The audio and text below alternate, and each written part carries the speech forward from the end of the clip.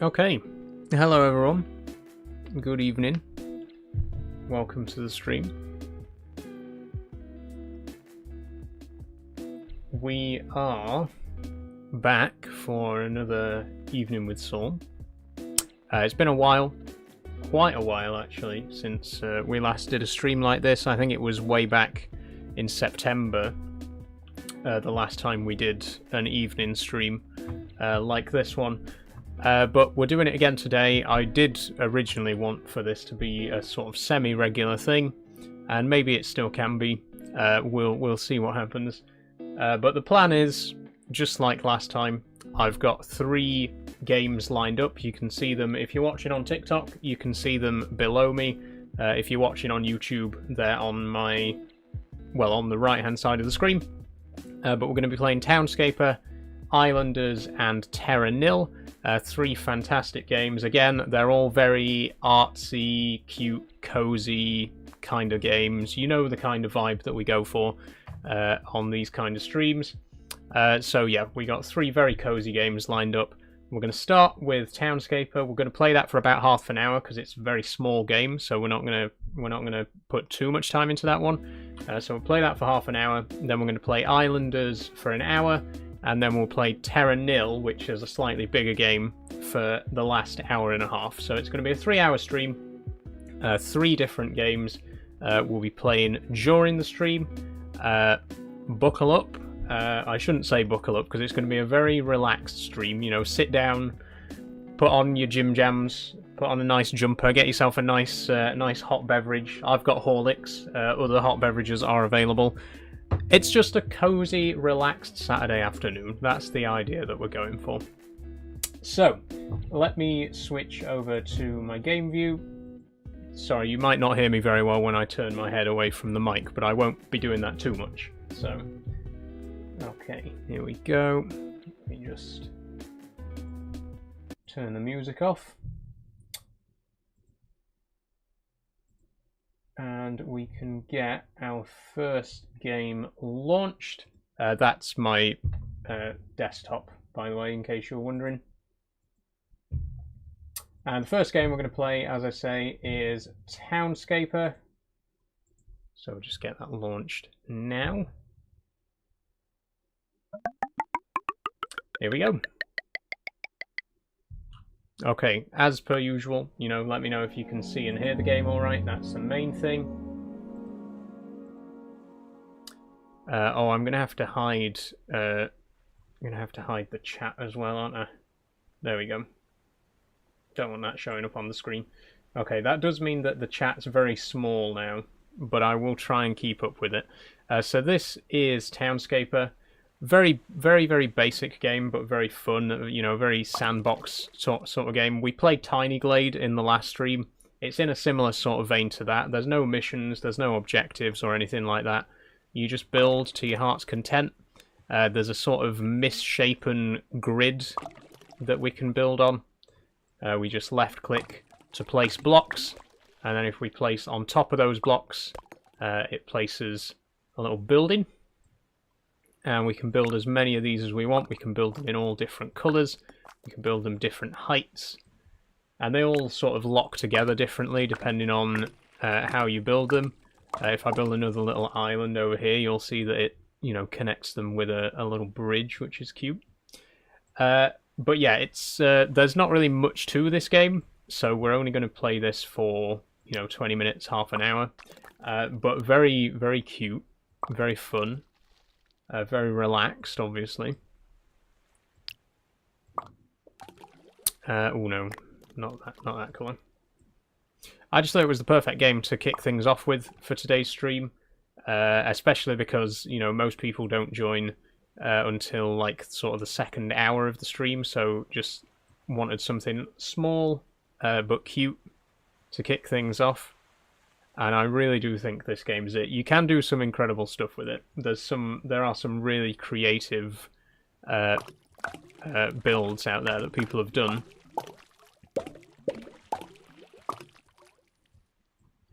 But it does take a lot of time.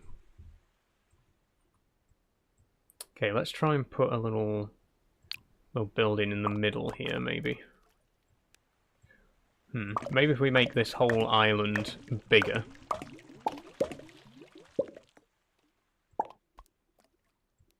Yeah, I like that. I think that works.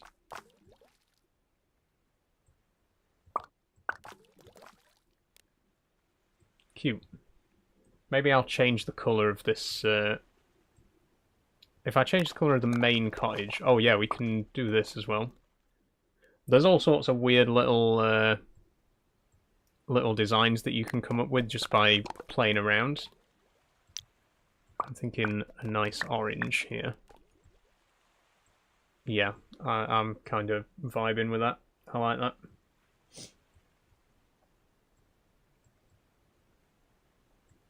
Okay, let's... I think we need a big island. We need a properly big island so that we can fit on a bit more stuff. So let's, over here, try and build something a bit more substantial. You can get greenery as well. I'm not 100% sure how you get green spaces.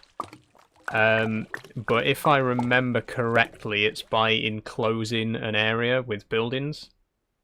So basically, if we just make a little square out of buildings, hopefully the area in the middle there will... Yeah, it turns into grass. That's quite small, though. We could definitely make a bigger grassy area than that. Let's go...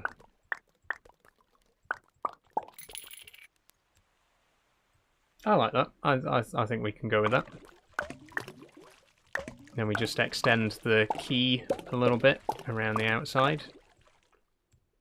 We could also make this bigger. Ah, okay, so if we put in an arch like that with the second floor, it does preserve the green space in the middle as well, which is very nice. Let's do the same thing on this side and add... Oh, I wanted to add 2 arches, but it makes it into a big... Oh, that's a shame. Oh.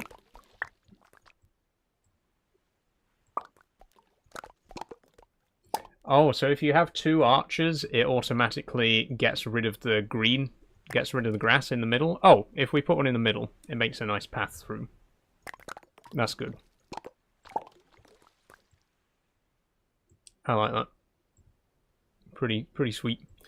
Okay, let's try and add something down this way. Let's try and make it a bit more square, because at the minute it's all sort of going off in one direction. And as I was saying earlier, you can see how it works like a grid, but it's not a perfect grid. Each square's slightly misshapen, which gives some lovely... variation. I think if every square was the exact same shape, it wouldn't be half as interesting as it is, you know? Okay, I think I want to try and build a lighthouse, actually. Let's try and build a lighthouse, which I imagine will be as simple as just putting a red building and then a white building, and then repeat. There we go. Little lighthouse. We could make it taller. I think since the buildings themselves are already nearly as tall as the lighthouse, it doesn't really make sense. I think the lighthouse itself should be a bit bigger. Let's go 5. Or maybe 4. I think 4 is good. I like 4. Okay, so what else can we add down here then? We need something... maybe just a single cottage, or maybe... Ooh, maybe if we extend this way, we could have a little row. Oh, and it adds little steps down to the water as well. I wonder if there's anywhere else that's happened that I didn't notice. Doesn't look like it, but that's pretty cool. Maybe we should make them different colours as well, though. Like, make the middle one a different colour. And then the end one a different colour as well. Maybe not, because the roof... I don't like how the roof doesn't line up there. There we go, let's go back to this. Or maybe this, actually. I think that looks a bit better. Okay, so we'll build another bridge here. And then we'll... Oh, will these meet? Yeah, I think these will naturally meet each other. Nice. And then we can extend out in this direction.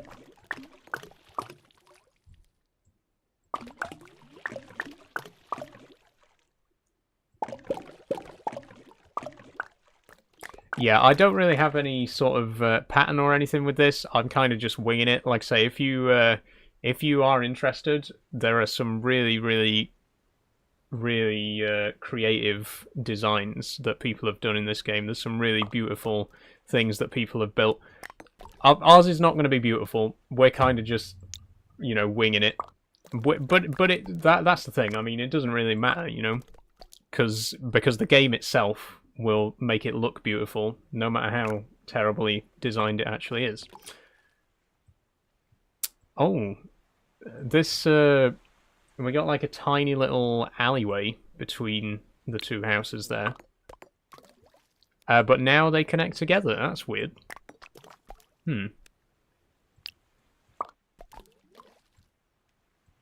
Interesting.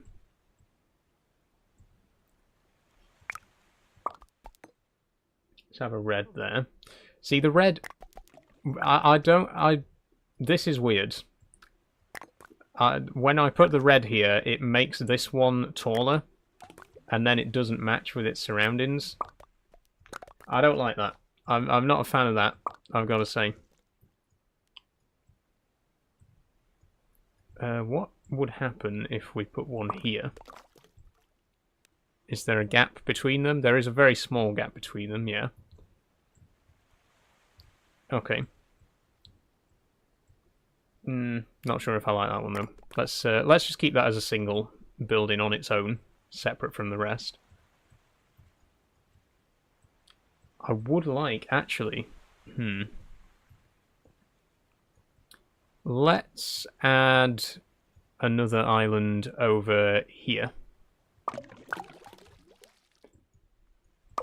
And let's try and make something a bit taller.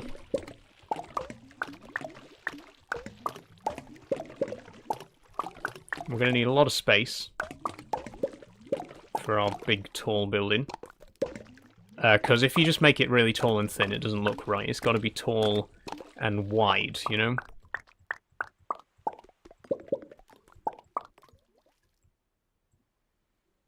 Okay. So if we... Oh, that's cool. I like that.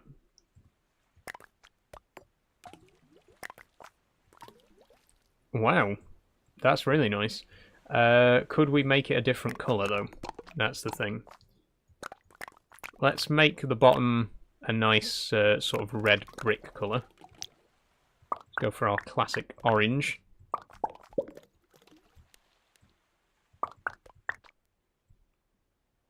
Maybe we'll keep this. Maybe we'll keep this corner arch here. I don't know. I don't know how I feel about that. Ooh, actually, that looks nice. And then we'll make the top floor white, maybe. Yep. Oh, that's good. I like that. I'm happy with that. Very happy with that. Okay. So. Oh, we got a little star-shaped island here. We'll build off it like this. I'm not sure where this is really going, to be honest. Oh, actually, no. Yeah, this could be something. We could build a little platform here.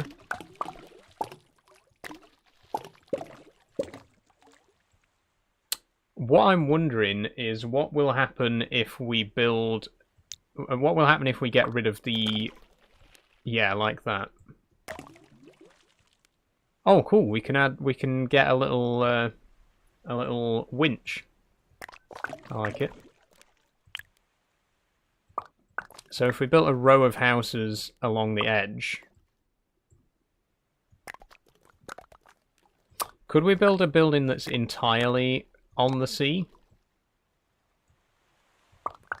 And like separate from any land? We can just build an entire house on stilts. Cool.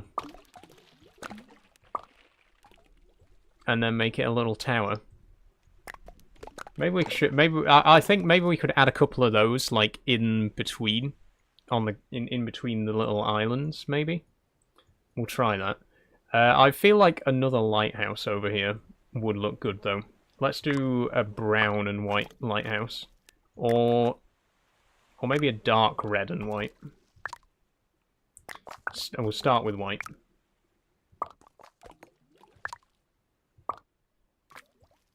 There we go.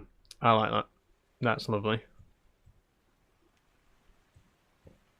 Okay, so over here, this, I think, would be a good place to add some of those houses on stilts. Let's put a couple of those in.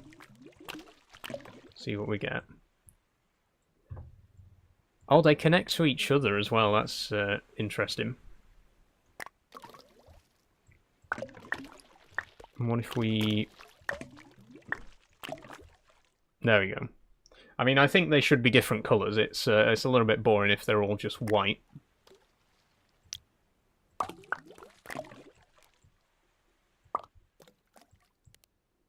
Or maybe... Oh, actually, maybe they could all be white but have different coloured tops. We'll do an orange one. And then a red one. Oh, it adds a little bunting between them. That's cool. Okay, and then a sort of bluish one. And then a dark red one. Or maybe a yellow one. Okay, the bunting's pretty cool. I'm wondering though... Oh wow, we can make them even taller. Can I place below? Yes, I can. I think they do look better like this. I think we'll... Oh, but then they don't have the banners connecting them. Okay, never mind. Undo. Rewind. There we go. So it's coming together. We got a nice little town coming along. I'm wondering, could we build like a street? If we build like a long street with lots of tall buildings that have bunting between them. Let's try that. Maybe over here. Let's try something over here. Okay, and we'll try and make a long street.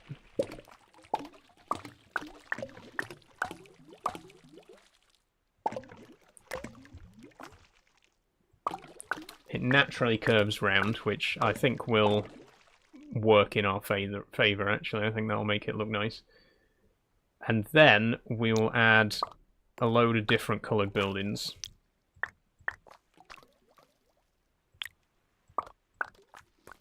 But what I'm really curious about is, will there be bunting if we put another one here? No. Oh, that's weird. That's a shame. I thought it was gonna add bunting there. Oh well, never mind. Let's build this out anyway. I like the idea of there being like a narrow row of houses. Thanks for following MCS1188 and Connell. Thank you both very much. Yeah, I like this. I do think this looks really cool. I like how there's little benches and trees in between. They have those in other places as well, but I like the little alleyway. Maybe at the end we could have an arch. So we'll have the last last building be one big building. Yeah, that's nice. So you got this little alley, and then it opens out into this this sort of balcony-like area. That's cool. So yeah, we could do a lot more in this. It's again, it's a small game, but there's a lot of potential there. You know what I mean? It's basically a sandbox game, so you just play it until you get bored. I'm gonna, maybe do another 5 minutes or so, and then we'll move on to our next game. But yeah, it's a lot of fun. Again, this game's called Townscaper. You can see it below me if you're watching on TikTok. Very cool idea. It's sort of, like I was saying earlier, it's quite similar to Tiny Glade. It's a similar sort of vibe. But it's a lot of fun. Okay, let's build. Oh, that's a weird shape. There we go. Let's build one more house. Or one more little island, should I say.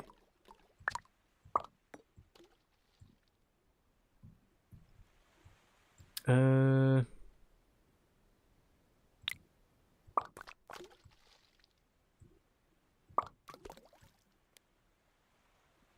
we go. That's pretty good. So we got a little town. I think that's where we're going to leave Townscaper. But you can see, very cool, very cute. It's sort of impossible to make an ugly city. It's always going to look beautiful because that's just the kind of game it is. But this is really fun. Definitely check it out for yourself. It is on Steam. I didn't check the prices of the games before I started because I've owned them all for so long. But it is on Steam. I can't imagine it costs very much. Yeah, great game. There's also quite a lot of options here for screenshots and stuff like that. We can change the time of day there for taking photos. Let's get a nice sort of evening shot. Not too late evening. Something like that.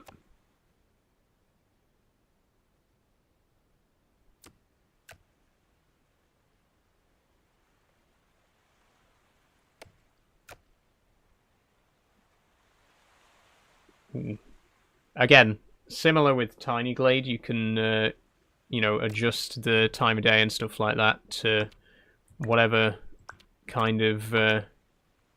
Oh, wow, we can... That's cool. And then we take a screenshot. Nice.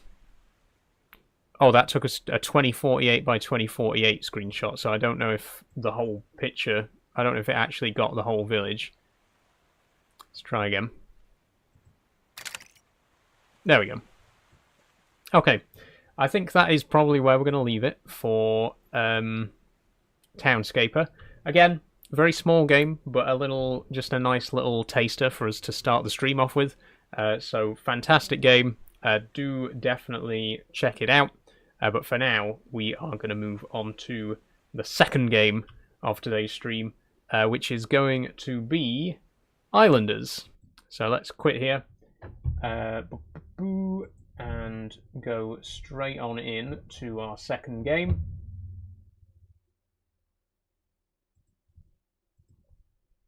And there we go.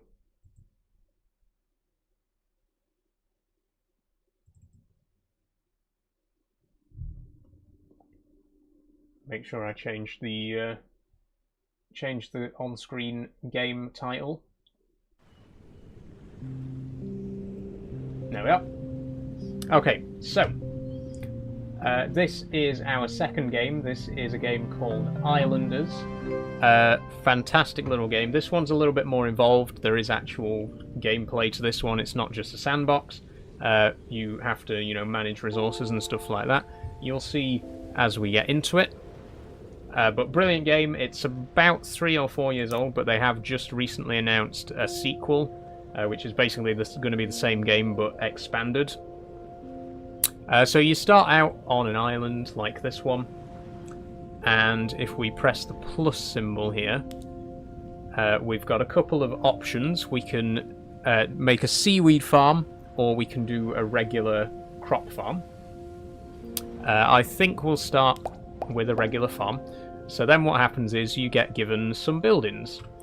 We have to place these buildings down, and as we place them, we'll be given points based on the placement of the buildings. Once we get 20 points, you can see in the bottom left there, we sort of move to the next level, and we get more buildings, and we keep going until we've got enough points to move to the next island. Are these free, says Dylan? None of these games are free, I'm afraid, Dylan, but they are all pretty cheap. Again, I didn't actually look up the prices before we started, because I've owned all of these games for quite a while.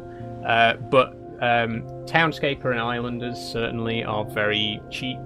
Terra Nil, a little bit more expensive, but it is a bigger game. So anyway, we've got here 2 fields and a mill. And you can see here there's a list of green and red buildings. So if we place a building next to a green building, we get points. If we place it next to a red building, we lose points. So a mill here, for example, if we place it down next to... If we place it close enough to this statue, we get bonus points. I'm making it sound more complicated than it is. You can see here, we get 8 points for placing the building down, but if we place it close enough to this other building down here, we get 5 bonus points. So our total becomes 13. So that's what we're going to do. We're going to place our windmill here. That'll get us 13 points. And then with the farms, with the fields, sorry, we get points for placing those near mills and statues. So we want to try and place this. We can't place it down here because it's on sand. We've got to place it up here. But again, you can see we get 3 points for placing it. And if we place it near the mill, we get an additional 5 points. So we can get up to 8. And that's what we're going to do. We're going to place one here. And then we're going to place another one right next to it.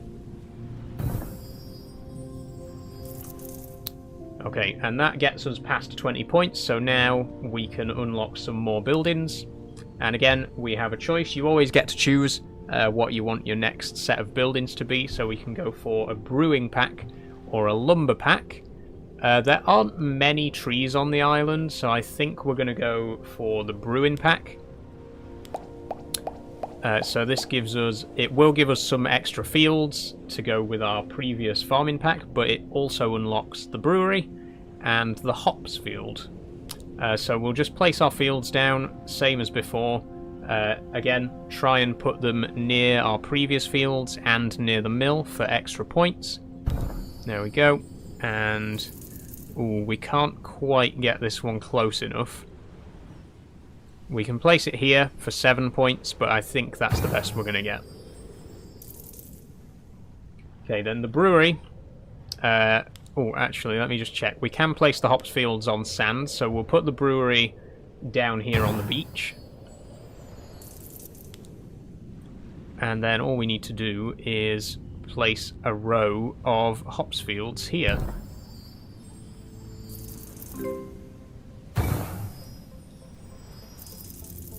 There we go. It might look a little bit ugly at the minute. We don't really have much space because this is our starting island. When we level up, we'll move to a bigger island, which will let us be a little bit more conscious of the aesthetics of it all. For now, we just kind of have to place stuff wherever there's room. So now we get the choice of a city pack or a lumber pack. I'm going to go for the city pack. So get another field for our farm over here. And we get these different buildings. So we get a house, 2 city centres, and 2 mansions. The city centres, we want these to be spread out, because you actually lose points for putting these next to each other. So you'll see here, we put one down. If I put another one next to it, we're going to lose a lot of points. So we need to put this one way over here on the other side of the island. And it's still in range of the statue and the mill, so we still get some bonus points for that. There we go. And then we can put... I'm going to do the mansions up here in the hills. And they get points for being near each other. And we'll do the regular houses down here on the beach. There we go. Okay, that unlocks us some more buildings. We can go for a lumber pack or a shaman. I'm pretty sure the shaman, you have to place it as far away from other buildings as possible. Excuse me. And we don't really have space for that, so let's go for the lumber pack. Another farmer's field. Oh, can we squeeze that in somewhere? That'll have to do. Oh, actually, yeah, if we get it there. That's pretty good. Oh, and we've leveled up again. Let's go for a fisher this time. So houses, again, we'll put the houses near the previous houses for maximum points. Oh, and you can see on the bottom right now, this icon has appeared. That means we can now upgrade to the next island. We can move to a larger island. But before we do that, I want to get a few more points, because any points that you have carry over to the next island. So let's just place a few more things down before we move. Definitely some mansions up here, because they're good points earners. And then we'll try the fisher as well, just so that you can see how it works. The fisher goes in water. You get points for it being near town centres and statues. So if we put it here, it's near both town centres and the statue, so we'll get maximum points for that. That gets us all the way up to 255. Now, I'm not going to get the next pack. We're going to move to the next island, which means we're abandoning this one. But we're going to a bigger, better place. Let's go.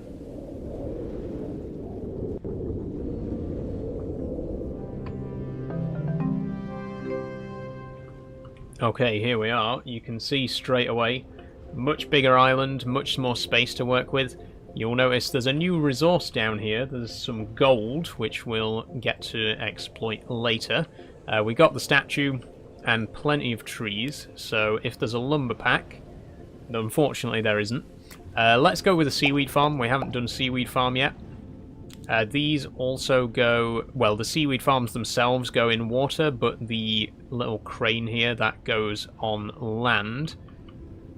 I don't think we're going to get it in range of the statue and have range for the sea, so let's go over here somewhere and just forget about the statue for this one.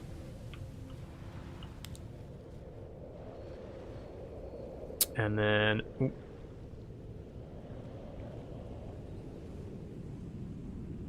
Oh dear. Okay, we can undo. You can undo one move. So let's try and place the seaweed farm somewhere else, because that wasn't a very good placement, as it turns out. Let's try it here. Oh, my light's gone off. Lovely. Never mind. So we'll try it here instead. There we go, and now we can place our seaweed farms. Again, these get points for being next to each other, as well as near the crane. There we go. Lumber pack. Let's do a lumber pack. So more seaweed farms.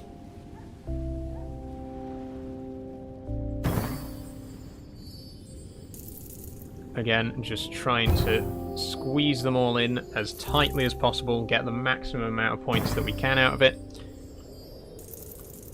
And then the lumber mills. The sawmill, we got one, we got two lumberjacks. The lumberjacks... ooh, hang on. The sawmills are the ones we need to place near the trees.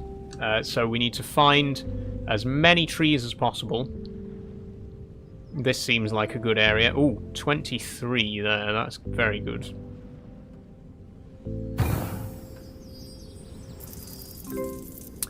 And then if we could get one here as well. Yeah, we can get another 23 here.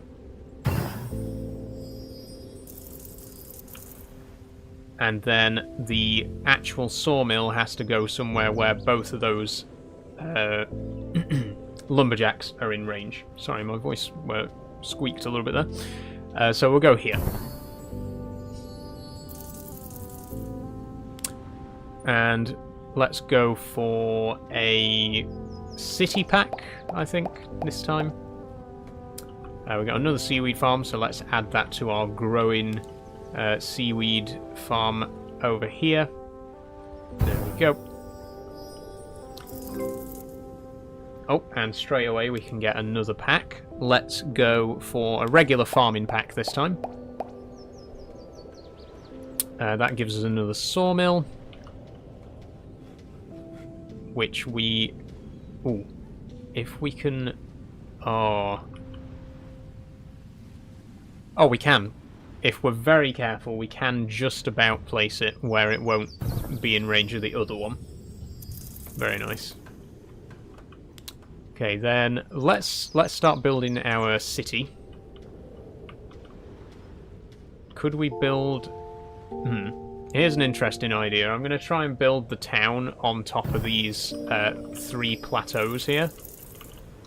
I'm not sure how much space we're going to have for that, but we will see. We'll put the regular houses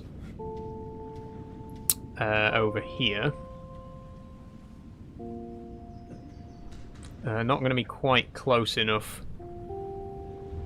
unfortunately, to get the best points from the city centre there.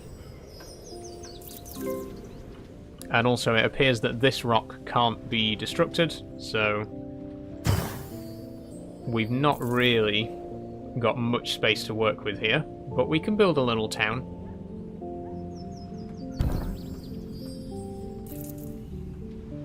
Ooh, let me undo that last one and try and make space for this square one. There we go. Got a nice little town here. And then we'll place our mansions on this side.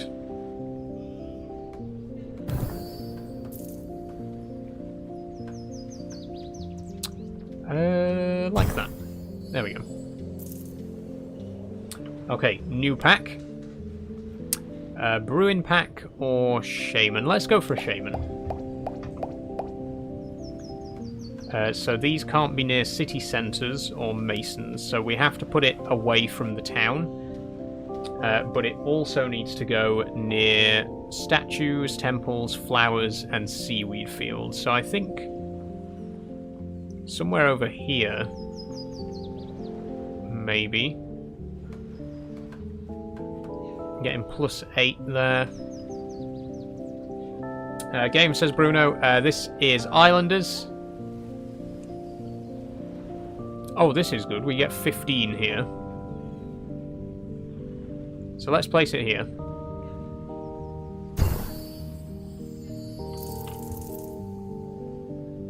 There we go. And then we get a couple more houses and mansions as well. So we'll just carry on our mansions up here.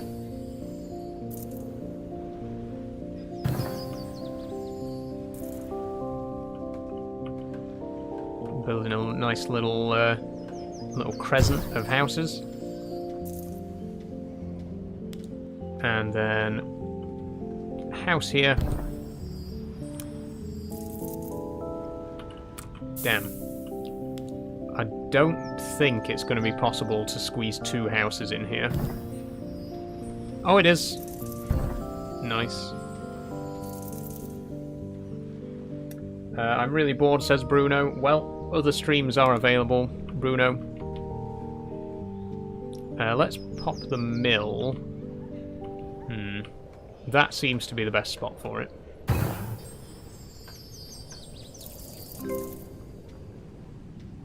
And then a little field here. And let's get our next pack. Brewing or Fisher? Let's go brewing. Let's do brewing. That gives us as well another lumberjack. I don't know if there's anywhere we can place a lumberjack right now. I guess... Ooh, 18, 19, 20. We can squeeze one in here next to the sawmill. Brilliant. We've also got a couple more houses. Not that there's really anywhere to fit those in. Unless we start a new row down here. Oh, can we fit one there? Yes. Lovely. And we got another mansion as well. We can squeeze that in here. In fact, let's try and... We should really be trying to pack these in as tightly as we can for more points. So we'll put that one there. And then we've got our brewery and our hop field. So breweries... 7 points there. I think that's the best we're going to get.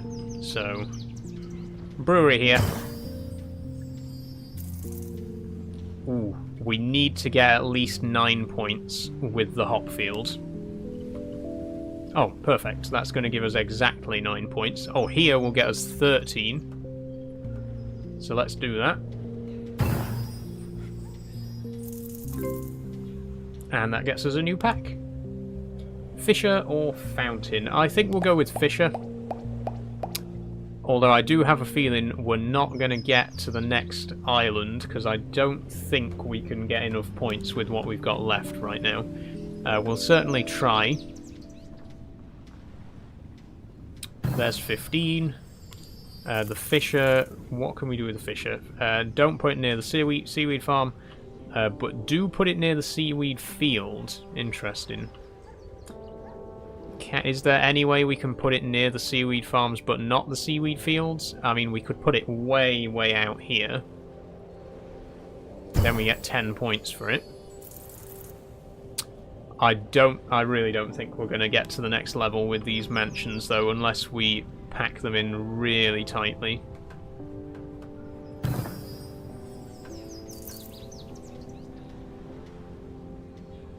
Oh, 6 there. 5 there, yep. No, that's the end, unfortunately. We have run out of points. A score of 730. That's, honestly, terrible score. But I haven't played for a while. You can see my best score's over 8,000. But never mind. We'll start again. We're not here to try and get a high score today. We're just here to have fun and to relax, so no worries, we'll just start again.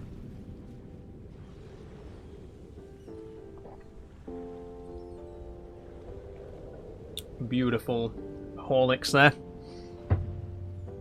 Are you live until 9, says Scotty Dog? I'm live until 8 tonight, Scotty Dog, so we're going to be playing this game for another 45 minutes, and then I have another game lined up called Terra Nil, which we're going to play for the remainder of the stream. But yeah, we'll be finishing up about 8 o'clock today. Okay, let's see what we've got. Seaweed farm or lumberjack? I am going to go for lumberjack this time. We'll start off with that.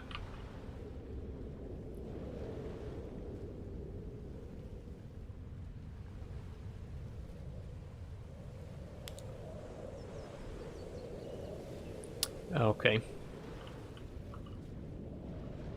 And we'll pop it down here. 20. That's a very good score. That immediately gets us to the next level. And we'll immediately go for a brewing pack. Let's go brewing. Okay, let's place the rest of these sawmills. I've made a bit of a mistake there, actually, because I've put that one right in the middle, which means there's no space to put another one without it being in the same... in the range of that one. Unless we put it right here on the edge. Ooh, I saw 15 there. I think... There! Perfect. 15. That'll do. And then, obviously, the sawmills. One there. and one... oh, actually, no. One there. And one there. Bingo. Then the brewing... we can now. Remember, we can do hops fields on the beach, so maybe we'll do brewing down here on the beach. If we put the building into this corner, and then put the fields on the sand.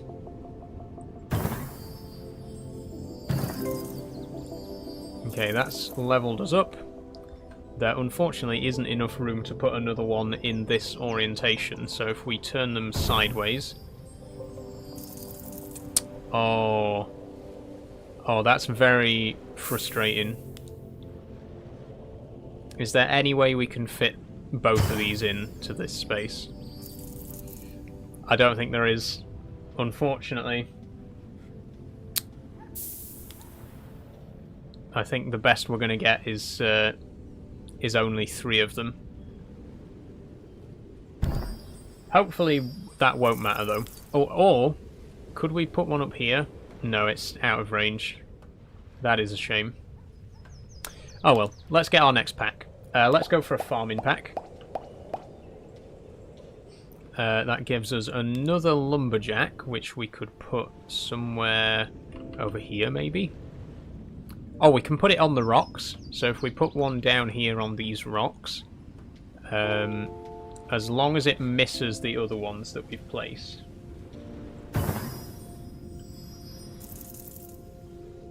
What's that? Says Real Silverness. A field? Yes, the little square ones here are fields. And these ones down on the beach here are hops fields. So these are for the brewery. These are for the regular mill. I'm thinking we'll put the mill on top of this plateau and put the fields around it.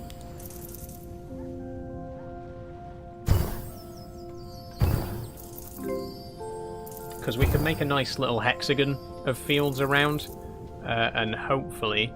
Ooh, yeah, if we put them just close enough together, it doesn't look very good, but we get the maximum amount of points there.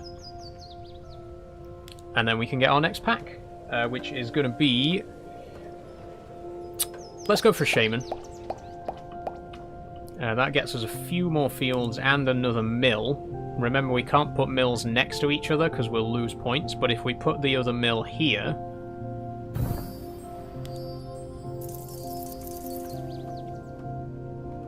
And then we'll put a couple of other fields around. Such a calming game, says Real Silverness. It really is, yeah. Honestly, I mean, all the games that I'm playing today are fantastically relaxing games. But yeah, this one, it is great. Again, you can do a sandbox mode as well if you just want to build. But even the actual campaign mode, or whatever you want to call it, is very laid back and relaxed, you know. We have now got enough points as well to move to our next island, so we are going to say goodbye to this one. Let's move on to Pastures New. See where we end up. Oh, this one's huge. Loads of space here. It's also dark. Can I make it not dark?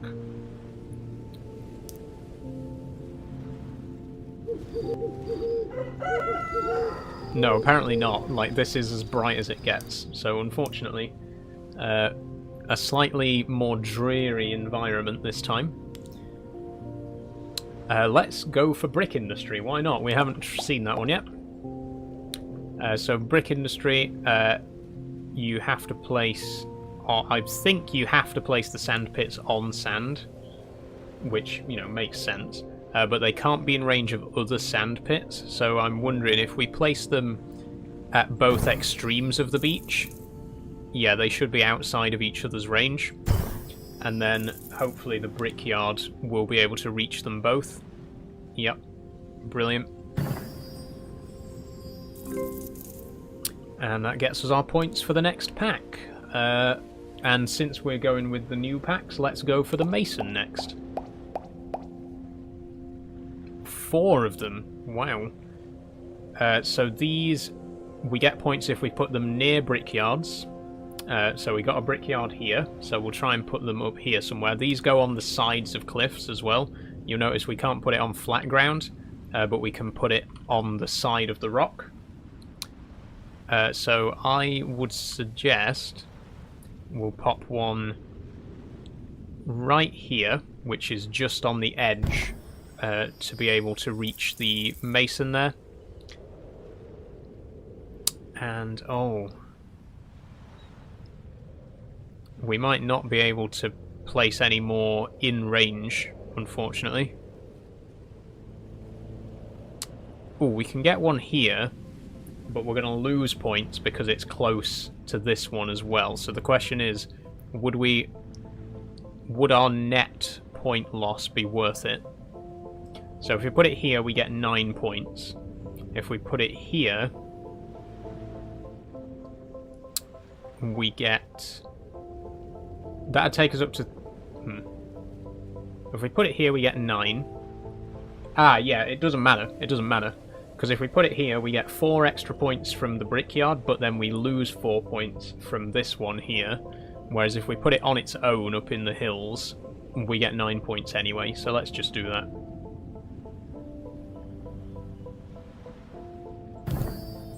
There we go. Same again, we'll put one around here. Just make sure it's just out of range of the other ones that we've placed. And then there should be, yeah, room for one more over here. And that gets us another pack. So now we can go for a city pack or a lumber pack. I think, given that this is a bigger island, I think we can go for a city. There's a nice big flat piece of land here that I think would be good for a city, and it's near a statue. So if we put a city centre right bang in the middle there, then there should be room around it for some houses.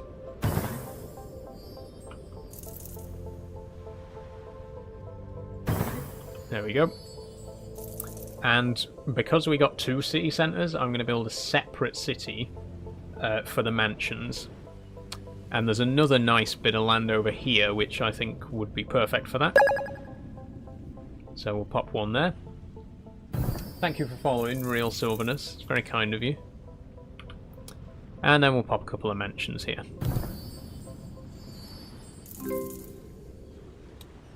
Yeah, that'll do. Oh no, actually, I didn't notice that was a curved one. Let's go... Can we nestle it in with this previous one? That's good. I like that. Okay, we can get our next pack, but first I want to place these sand pits down. Can we get one...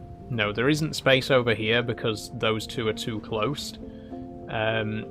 But we can put them over here on this beach. So we can get one down here, and then one over here. Unfortunately, we won't be able to put any more sand pits anywhere on the island without losing points. So we don't want to get any more brickyards, any more brick industry. Let's go for a farming pack this time, shall we? So that gives us a couple more houses as well, which we can arrange over here. Let's go for that. And one there. And one there. And we got a nice little town coming together. Oh, and we can get our next pack already. Let's go straight in for another pack then. Let's go brewing. That's given us another mason, which we can put... Or maybe we could put it over here. We actually get points for putting it near the town centre. So if we put it over here, and it's in range of the statue, as long as we still got enough space to build more houses, let's go there. And, oh, we do have another brickyard as well. Perfect. So if we put the brickyard here, right next to this mason, that'll get us a nice 22 points. Not bad at all. And then we got another mansion, which will pop over here.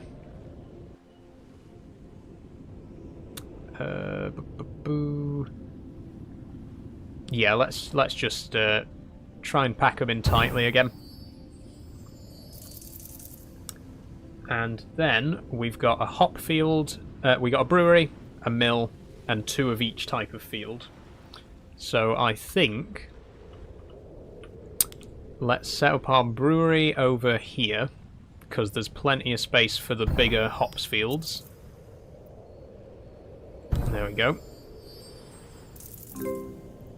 And then we'll put the farm maybe over this side. There's still quite a bit of space over here where we could fit a lot of fields.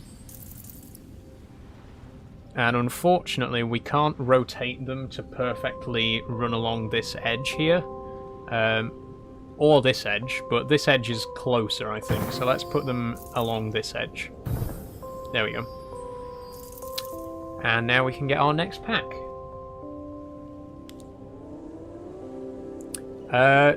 Should we go for a lumberjack or a shaman? I'll go for a shaman. Callum Walsh says, you ain't fooling anyone, buddy. Okay, thanks for joining the stream, Callum. Just a heads up, I am just going to instantly block anyone who is going to try and leave troll comments like that. We're not about that in today's stream. I just want to relax and play some nice cozy games. So, you know, any comments like that, you will just get blocked immediately. But let's not dwell on negative things. We're here to have some fun. So the shaman, again, if we put it near flower fields, we get the most points. There aren't a lot of flowers about though,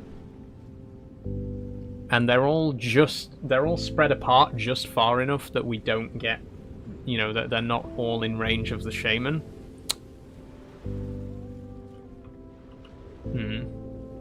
Oh, we do actually get some points if we put it down on the beach here, so maybe we should do that. We get 8 points there.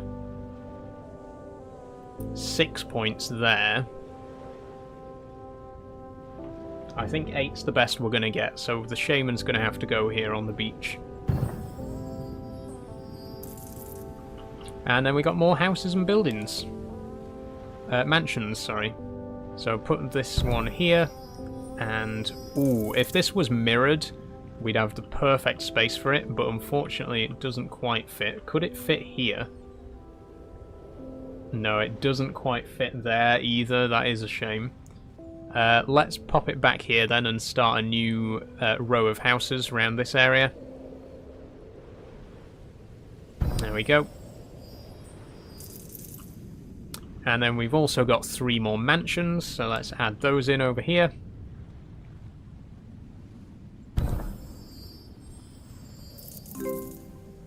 Oh, and we got a new pack. Lovely.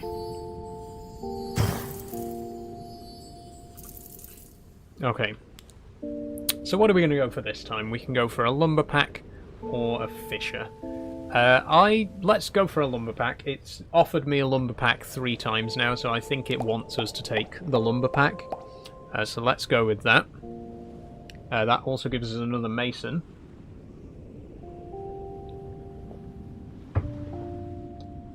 So let's do the mason first.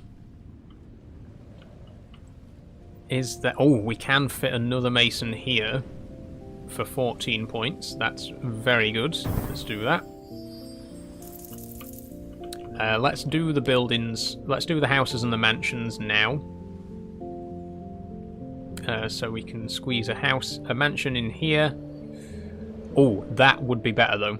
A lot more points if we put it there. It does leave a little bit of a space there that we won't be able to fill, unfortunately, but it gets us points. So, and then another house over here. This little town here is coming together very nicely. This one, we're almost out of space for the mansions, but for the regular houses, I think we can squeeze quite a few more in, and then we can move up to this level as well. Although, actually, we've almost got enough points to move on to the next island too, so we might be about to abandon this island, unfortunately. Yeah, I think it's time to go. We didn't even place down our sawmill. Oh wait, we don't have enough yet. Let's pop our lumberjack first. And again, we need to maximize the coverage of trees. So we can put it here for 9. Pop that there for another 7. And we can move on to our next island. So this one's turned out very nicely. I'm quite happy with this one. I might even get a screenshot of this island. There is a photo mode. All of these games have a wonderful photo mode. Because they're all the kind of games where you just want to take photos, you know?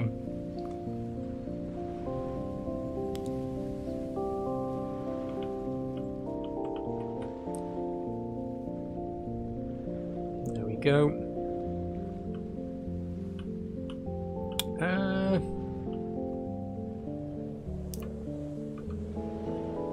Oh, hold on.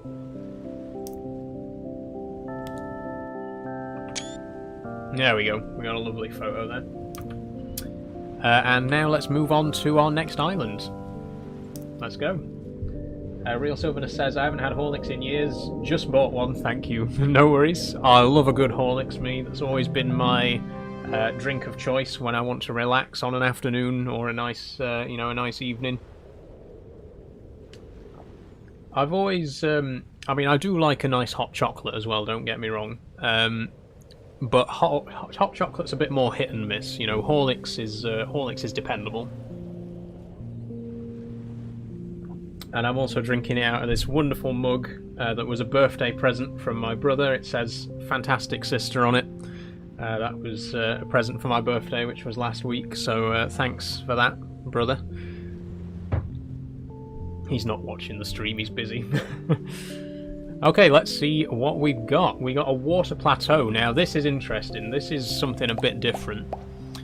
So water plateaus are basically a way for us to make artificial islands. So you can see here, we've got quite a lot of space, but it's all spread out. We want to fill in these gaps in the middle, and these water plateaus are perfect for that.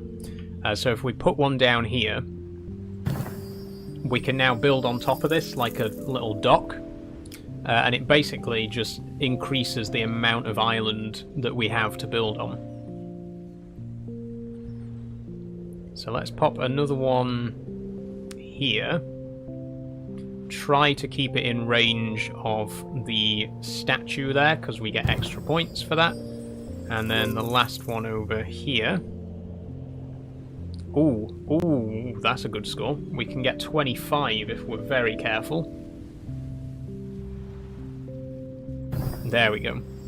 Now, unfortunately, that means we don't have, we have lost half of the space on that one, but hopefully it won't matter. Lumber pack or mason. Let's go for... I think we could do a lumber pack here.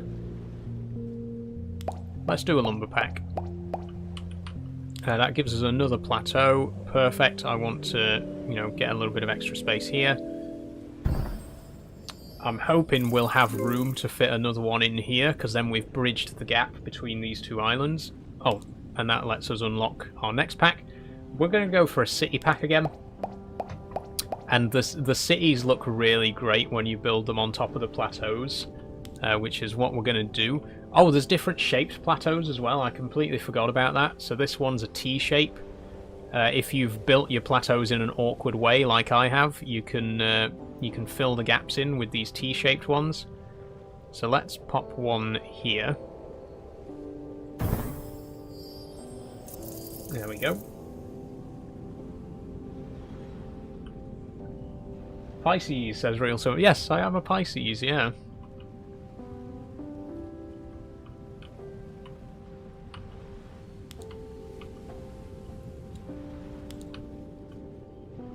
Okay, let's get a sawmill over here.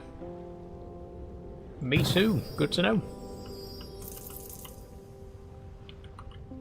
And let's put another one here.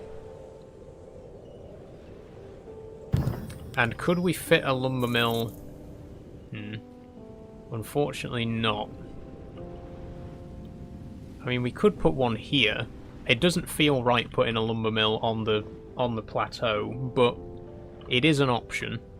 Or actually, we could use it to fill this awkward gap here, this corner. If we put it just the right orientation. There we go. It does kind of look like the saw is cutting into the rock, but never mind. Let's get a new pack. Let's go for a brewing pack this time. And that gives us a couple more plateaus as well. Ooh, we got some grass plateaus here as well. So these are really useful because we can place fields on these. Obviously, we can't place fields on top of the regular plateaus because they're made of wood, but we can place fields on top of the grass plateaus. I think it's about time we start building our city. We've got all this space now. So let's put our city centre here. And we'll start surrounding that with houses.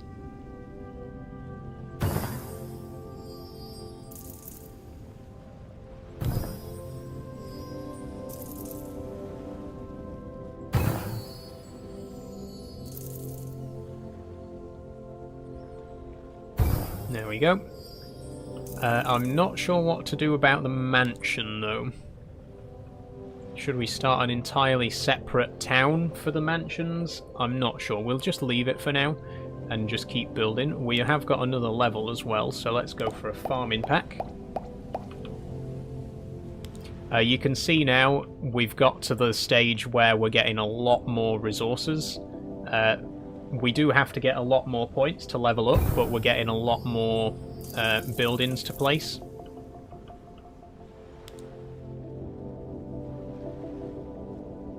Oh, it's such a shame that we can't fit the fit the mill on top of that rock. That would have looked so nice. But we'll pop it here. And then we'll put some fields on this square. I think the squares are designed to fit 4 fields on them comfortably.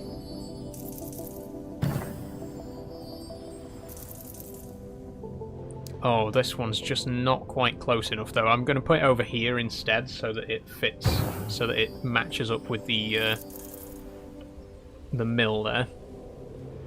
And we got another pack. We are really getting these packs now. Let's go for a mason this time. Another plateau. Should we maybe get a plateau over this side? I think we should wait till we get a till we get a wooden one, though, to fill that gap. And we should keep building out in this direction with our field plateaus. Could we pop one? Let's go there. I know those aren't really connected properly, but that'll do. Let's go over here for our mason. And that gets us another new pack. Wow, we are doing really well for the packs this time. Let's go for a fisher. Okay, we got another wooden plateau at last, so let's fill this gap over here. Fishers, I think maybe we'll build the fisher here and we'll like close it in, like build platforms around it, because we do get 13 points here. And that looks really nice as well. Let's place down some more houses. Try and fill in this space a little bit more. And again, we got a lovely little town starting to form.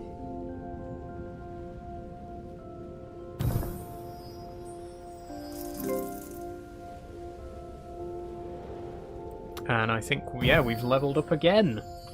Wow, another pack. Let's go for a fountain.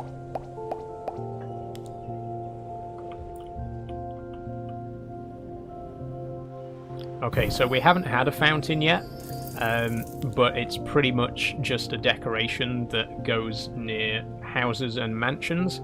Let's try and maximize our placement here. We can get 21 points. That's pretty good. We do need to start thinking about placing these mansions, though. I don't think we're going to get enough space to build them on their own island just yet. Unless we did them up here or something, but I can't really see that happening. Let's place down another mason. There's just enough space there. Not a big fan of it being that close to the sawmill, but it works. You know, if it works, it works. And then we got a couple more fields as well. We'll just pop these down here to fill in this corner. And then we get another pack. And we can get a hut. Now, I'm not going to get a hut because I know for a fact that huts have to be placed very far away from everything else. And I want to try and keep things concentrated in the middle here. Ooh, could we... Let's do this. That's good. I like that. This is looking incredible right now. Oh, is there anywhere we can place this mason, though? Let's leave the mason for now. I don't think there's really anywhere we can place it that's going to get us good results. We'll put a field over here. Oh, you might have noticed as well that we got brewing ingredients. We didn't actually select those, but we got some brewery stuff thrown in with our last pack. So let's build a little brewery on this little island over here. Ooh, well, maybe not actually.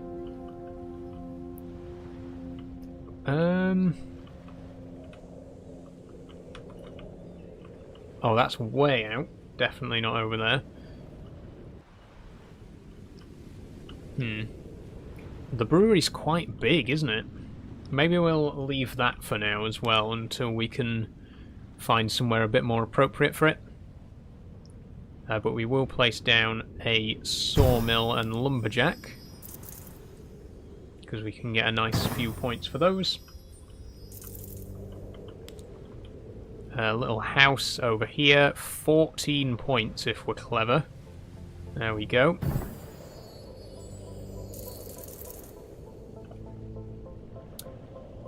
What else can we place then? Let's try the shaman. We haven't placed the shaman yet. 21 was that? 21 there, 12 there, 15 there. That's not bad. I think 21's the best, so let's pop it over here.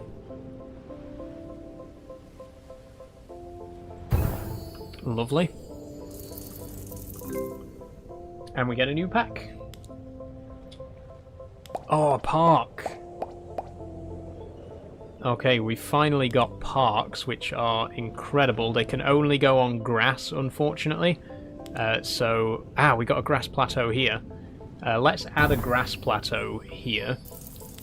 And then we can put a nice park on it. We'll put a house here as well, just to mark out, so in future we can fit another house in there. And then we'll put this nice little park.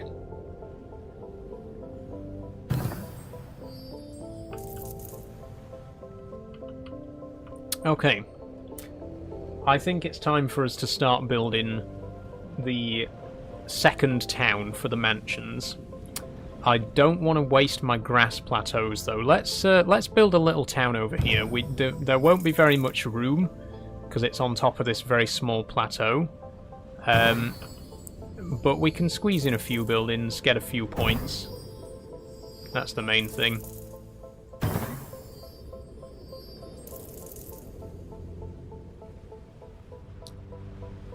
Ooh. Hold on. We can do this better.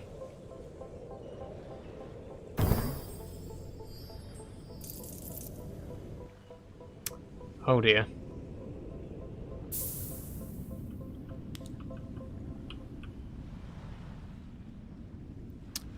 Oh, hold on. Come on. Oh, you're joking. Oh, yes. Okay. Very, very tight squeeze there. I wouldn't want to live there, but we made it work. And then let's place a... Oh, we got another sawmill. Let's place another sawmill then.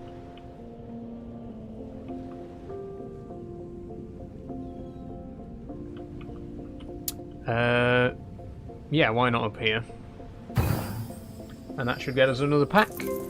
It does indeed. Let's... Oh, we get the big plateau now. So this is a land plateau. This one adds in a whole massive frame underneath, which is really cool. And we got another regular plateau as well.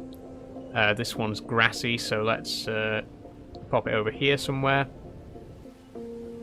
In fact, if we put it there, then we've bridged another gap between our islands. And let's put the square one... Oh, actually, no. No. On second thoughts, let's put it over here.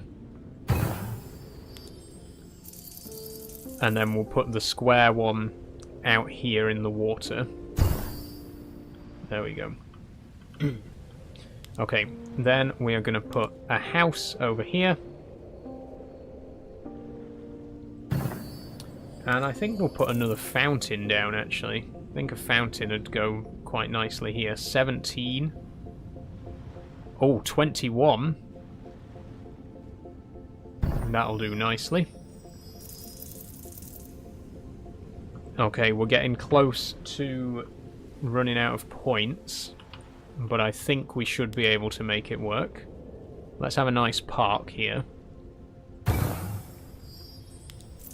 Another mason, which I'm going to put over here. There we go. And, oh, maybe we should put our new... Never mind, I was going to put the brewery there. The brewery's massive. Like, unfortunately, the brewery is an absolutely huge building. And we don't really have anywhere on this tiny island that a brewery would fit appropriately. I mean, we could put it here, I guess, and then put the fields down below. But that's definitely not ideal. It'll have to do. It's got us to the next level. And that gets us a tower. Ooh, very nice. Okay, another plateau. This one is grass again. I'm not going to place that this time, actually. Tower. Ooh. Oh, perfect. There's literally the perfect gap there for it as well. Wow. Brilliant. That couldn't have worked out better, really. And there's perfect space here for a building as well. I'm loving this little town we got going on here. This is really cool. You do also have the option, by the way, when you get to a game over, you can just continue building in sandbox mode. So what I may do is just deliberately get a game over, and then I can just keep building this town in sandbox mode, because I'm really proud of it. It's looking really good so far. However, we are almost out of time, because we do still have one more game to play. So I'm just going to place a couple more bits and pieces, and then we shall move on to our third and final game of today's stream.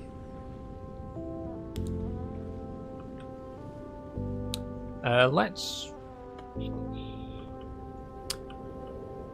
I'm a little bit loath to do it, but I think we'll we'll use this plateau here for another little village.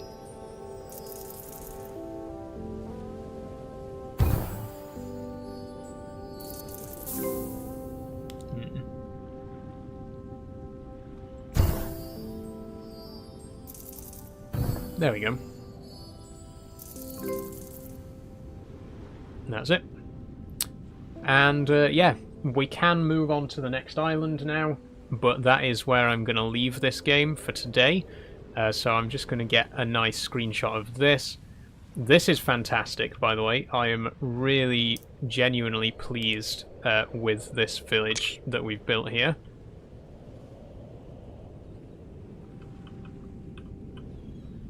This little village here in particular, I couldn't be happier with the way that has turned out. I'm definitely going to get a screenshot of that.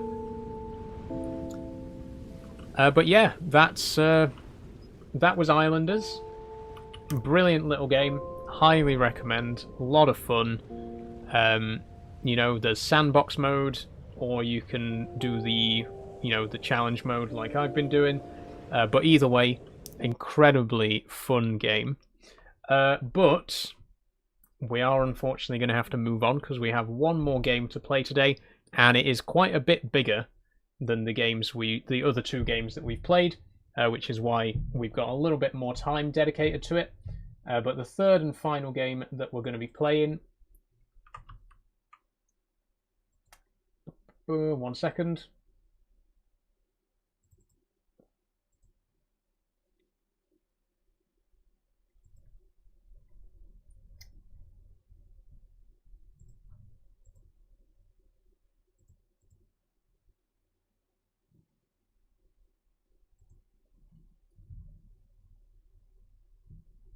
Oh, there we go.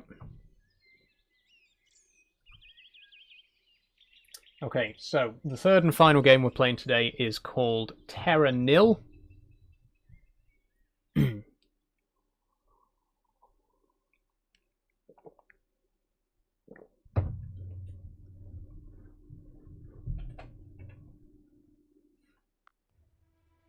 So this is a very interesting one. We're going to start a fresh game. But this is essentially the opposite of a city builder. When it was released, the developers called it a reverse city builder. And the idea is that you are on a planet which is completely barren. It's been completely destroyed by climate change and global warming. And our job is to restore it back to its former glory, to bring back the ecosystems and the biodiversity. And it's a really cool game, really cute game. Like I say, it's significantly bigger than the other games. There's a lot more mechanics, there's a lot more to it, which is why we're going to be playing it for an hour and a half. But a very, very fun game.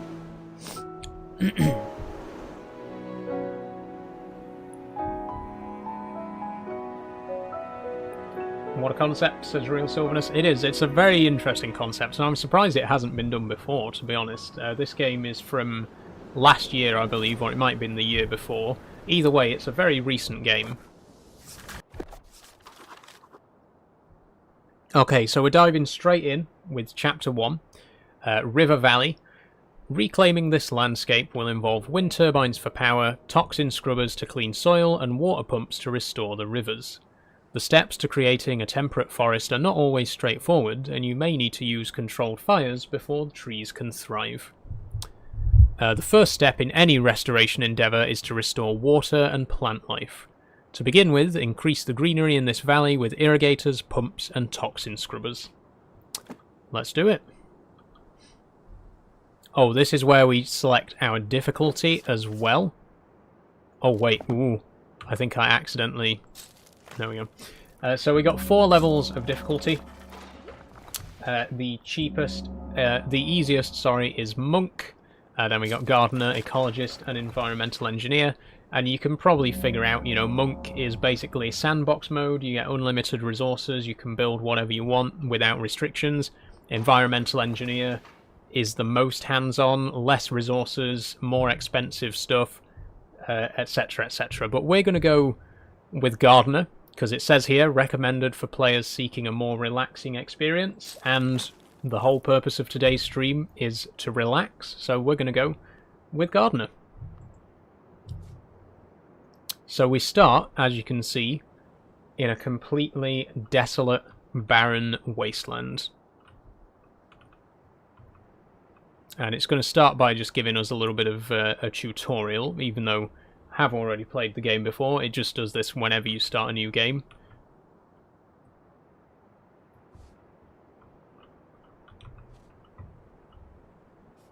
There we go. And we can now start placing our first buildings. So the first thing we got here is a wind turbine. This provides electricity, and it has to be built on top of a rock. So you can see there's a few rocks dotted around the map, but we're going to start right in the center, like so. And when we place it down, you can see the area around it. Again, basically, it kind of works similarly to Islanders in the way that you have to place buildings within a certain range of each other. And if we place it here, that whole circle around it will now be powered by, you know, whatever buildings we put there will be powered by the wind turbine. So we're going to put down a toxin scrubber. This cleanses nearby wasteland of toxins, converting it into fertile soil. So we pop one of these here. Again, you can see we have to place it in range of the wind turbine so that it gets power. And if we place that here, it starts to convert the soil from this arid, you know, dead soil to more fertile soil, which we can then grow stuff in. So we're just going to place 4 of these in a square. Some buildings can be rotated with R or the mouse wheel. Select the irrigator and try this now. So our next building is the irrigator. This, as you can see, it kind of contains seedlings. Contains like grass seed and little grass seedlings. So if we place one of these down now on top of this fertile soil, we'll get grass. So we'll pop one here. Ta-da! And we have basically made our first step towards reclaiming the ecosystem on this planet. So we'll place a few of those down to cover all of the soil that we made earlier with our toxin scrubbers. If you're ever lost, you can always look in the handbook for hints about what to do next. Okay. So in the top left here we have our greenery goal. Increasing the landscape's greenery is your primary goal, but remember to keep an eye on your available resources. To begin with, get the greenery target to 30%. So, for now, we just continue that cycle. We place down another wind turbine, and that will then allow us to place down some more toxin scrubbers.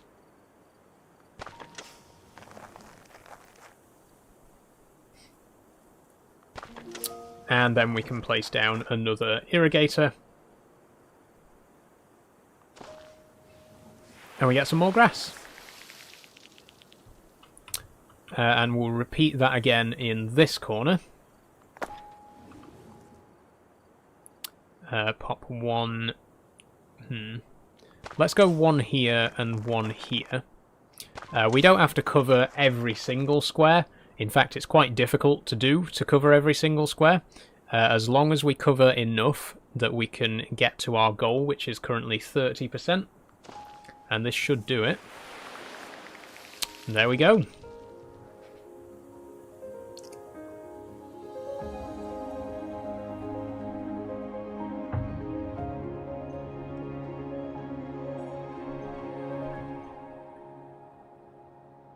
Okay, so we now have a much larger environment and lots of new stuff is about to appear. You can see here, once we've reclaimed 105 more tiles of greenery, we unlock a new building. So let's continue. Let's pop another wind turbine up here, and then an a toxin scrubber here, and then another irrigator. And that unlocks the water pump. So if we put a water pump in a dry riverbed, it will pump water for us. You can see we got a few dry riverbeds around the map.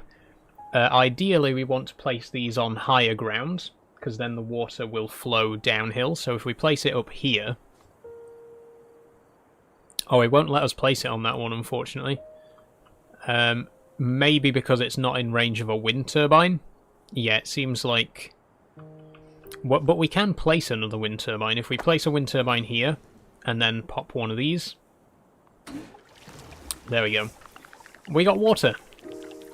And you'll notice that along the edges of the water, it automatically becomes grass, even when there's only arid ground beneath it. So that gets us a lot more greenery immediately. And we've almost completely filled the dry riverbed. If we put another one up here, that should be enough to fill the remaining space.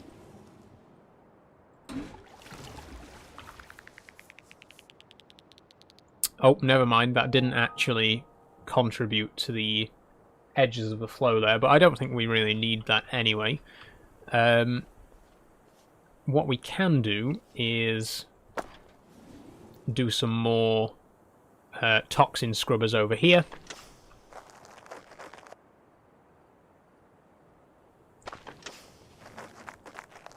And then we can convert this to greenery.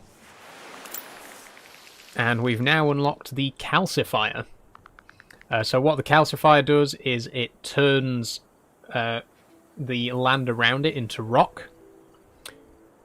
And remember, we can only place wind turbines on rock. So for example, if we wanted to place something up here, like a toxin scrubber, first we need to get electricity up here, which means we need a wind turbine.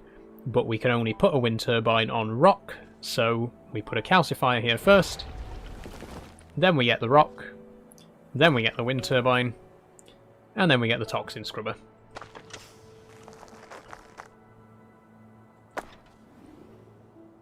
And if we pop another one of those there, and maybe one here as well,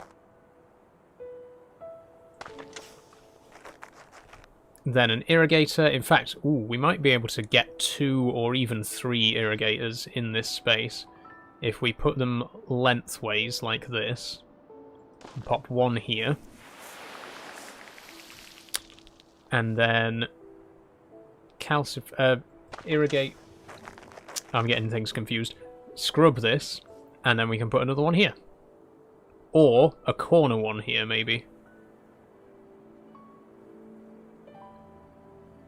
There we go.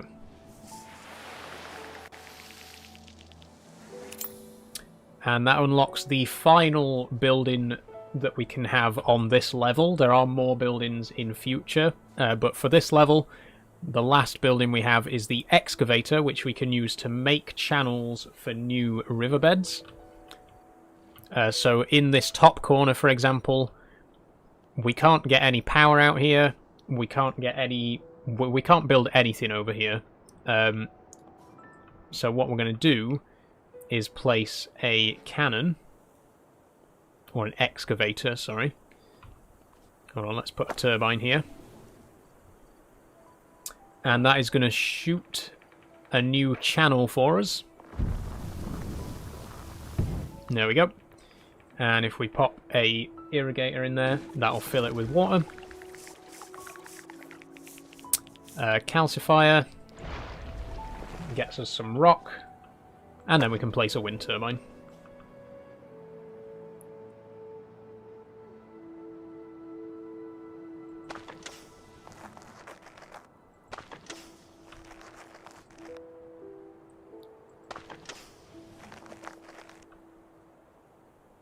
And then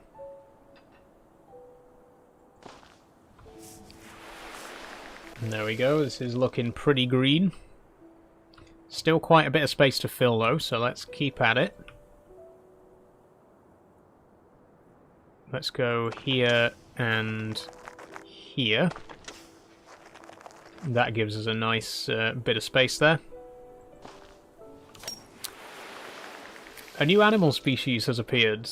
Okay, so as you start to bring back the plant life, you'll see animals start to appear. So over here, there's some deer, and if we click on them, we can get some information about them. So this is deer, and it tells you you know, how much water they need, what biomes they need to be near. So they need to be near greenery, which these ones are. They need to be near water, but not too much of it. And we also have an encyclopedia where we can log all the different species of animal as they appear. So somewhere in there we should have deer. Or do we need to... we might need to get a photo of it.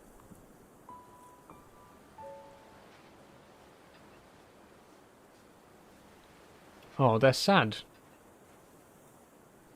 Probably because they don't have enough forest. They also need to have forest near them. But we don't have any forest yet because we haven't got that far. Oh, this as well, I forgot to mention. This also shows you the range of the deer. So that green area there is the area that they're currently living in.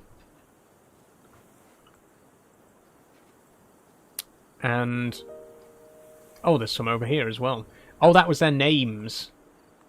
Forest deer and magnolia deer. I see.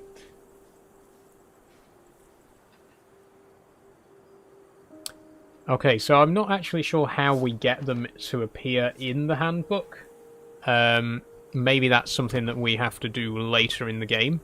But we've got our first animals appearing, so clearly we're doing something right. Let's keep up the good work. There's plenty more land for us to irrigate.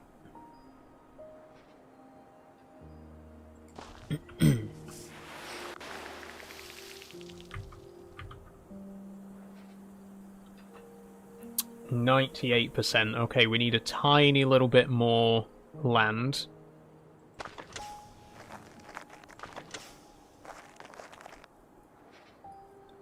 That should do it. Ooh, can we do better though? No, I think we were better off there.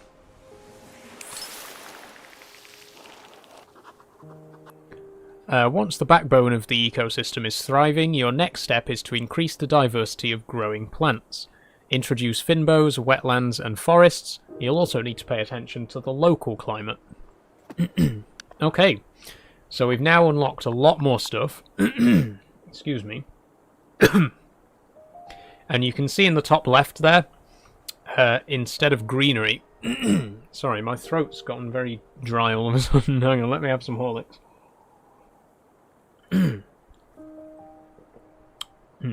Okay.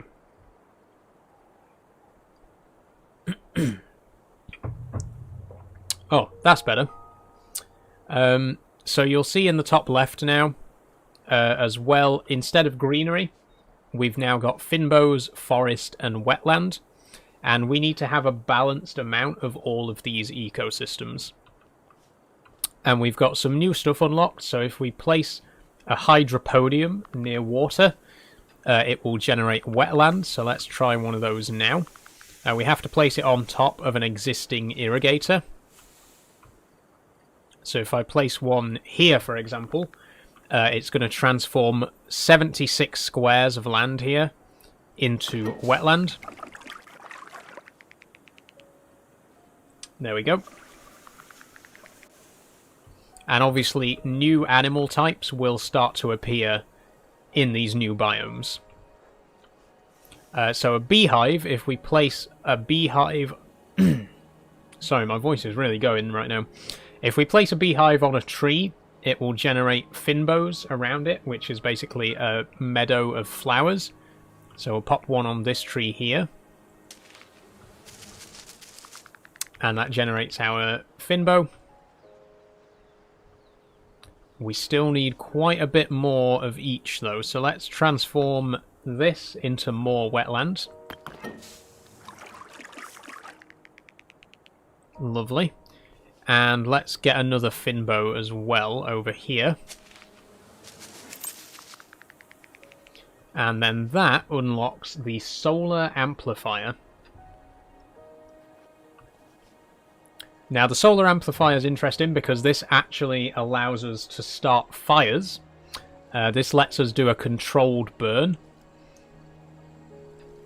Controlled burns are actually very important to ecosystems. You know, it is a natural thing that occurs. Things like forest fires and stuff like that, as devastating as they can be, they are also part of the natural life cycle of forests. And so we will need to do a little bit of controlled burning on some of our areas. We'll put one here, and you'll see that it's going to now burn away the scrubland here, burn away these plants. And it will scare away some of the deers, unfortunately. But what it will also do is turn all of this land into ash. And ash is actually very fertile. It will keep burning for quite a while as well, by the way. And it destroys our buildings. But we've now unlocked the arboretum, or arboretum. And if we place this on the ashy land, it will develop trees. So we'll pop one here. And we got trees. Okay, I didn't think it was actually going to spread all the way up there. We've lost quite a bit of greenery there, unfortunately, but it does mean we can make even more forest, which we do need plenty of. So there we go. Can you sell buildings, says Real Silverness. We can't sell buildings, no. You will see what happens with buildings later on, though, because we can't just leave them here. Remember, we are trying to save the environment, so all these buildings will have to be cleared up at the end, but you'll see how all that's done. Brutal, says Scotty Dog. Yeah, brutal, but it's got to happen, you know, it's a part of nature. Okay, so I think we can then turn this back into fertile soil. There we go. So anywhere that got burned that we didn't want to get burned, we can pretty much just turn this back into grassland. And you can see actually that some of it is all automatically turning back into grassland. And that's because of the local climate. So we've actually brought back enough biodiversity that the grass is just spreading on its own. We will still need to fill in this area with an irrigator, but this area is basically restoring itself at this point. There we go.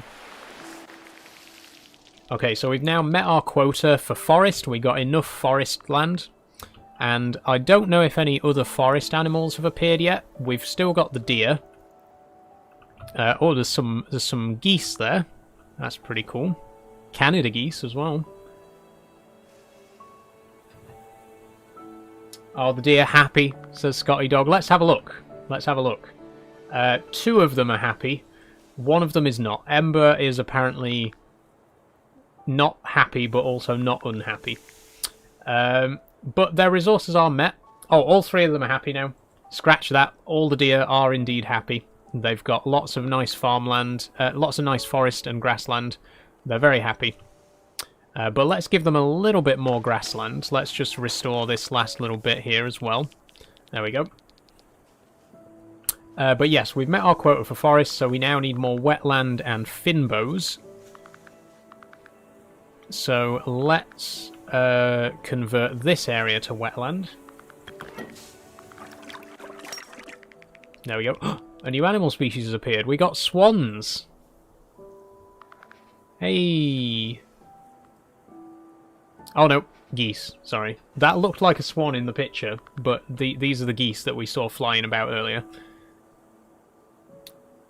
We've only got one goose at the moment, who is getting happier. So I guess we're doing alright there. Two geese now. Wow, okay. We're really starting to bring the wildlife back to the area, which is, you know, the whole point of the game, so we're doing something right. We are going to need one more hydroponic thing, though. Hydroponium. There we go. And now we've got enough wetland. So all we need now is a bit more finbow. There are a couple of trees down here. If we can restore these trees, There we go. In fact, we can place the beehives onto the trees even without restoring them, but then they won't restore this land here. So what we're going to want to do is convert this first. And then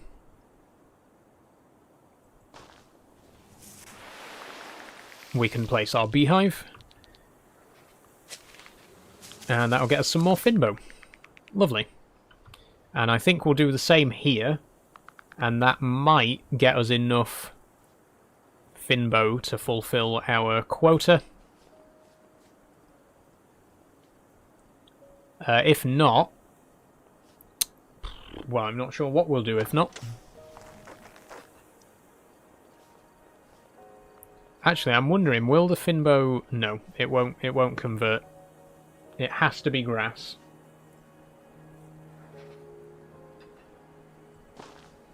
What's finbow? It's basically flower meadows.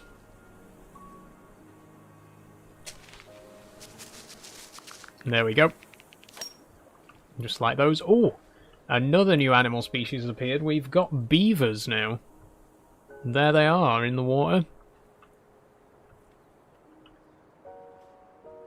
So we're doing really well for the animals now. We got deer, we got geese, and we've got beavers. But we do still need a few more flowers. Oh, I didn't even notice. We can actually place beehives on the trees in the forest. So if we place one here... there we go. Will they dam, says Real Silverness. I don't actually know if they will build dams. I don't think so, but we can, you know, watch and see. They might do. Are they happy beavers? They certainly are. All the animals are happy. We're doing really good keeping the animals happy. But we do still need just a little bit more finbow. So if we put one more here, there we go. Okay, with plant life and climate re-established, the final step is to construct an airship by recycling your buildings. As you remove your presence, encourage fauna to stay by satisfying their needs so that they can be the new custodians of this ecosystem. So basically now, we go home. We've converted this environment, and a new species has appeared. We'll look at those in a minute. But we've converted this environment. The last job is for us to clean up all of our resources. We need to pack all of these buildings away and remove them, so it's just the natural landscape left. But before, a new species of animal has appeared. We have frogs. And another new species of animals. We got bears as well. We got frogs, bears, wolves. All the animals are appearing now. We've got the ecosystem just right. Suddenly there are animals everywhere. I think that's 6 different species now that we've got in this environment. Oh, some of them are very much not happy though. The beavers in particular don't seem to be very happy. These deer aren't happy. Ooh. Unfortunately, there's not a lot we can do about that because we really need to start packing away our stuff. But hopefully, we've done enough to keep them happy to meet the needs for this particular mission. So we're going to place down our airship.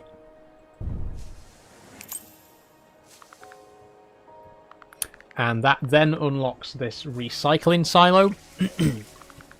So the way the recycling silo works is it collects nearby buildings and stores them all together. So if we put one here, it will gather all of those up into one place. We'll put another one here. One there.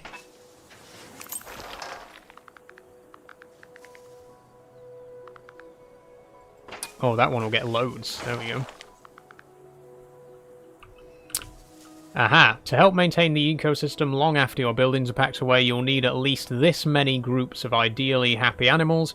Try using the Sonic Pulse and Wildlife Bridge to guide them. Ah, okay, so we've unlocked some new stuff. Oh, this is really cool. So this stuff wasn't even in the game last time I played, so this is new. So we can build wildlife bridges, which I guess will allow the animals to get between areas that they wouldn't normally be able to get to. So if we put one here, for example, the deer can now cross over into that forest. That's really cool. I didn't even realise that was a thing.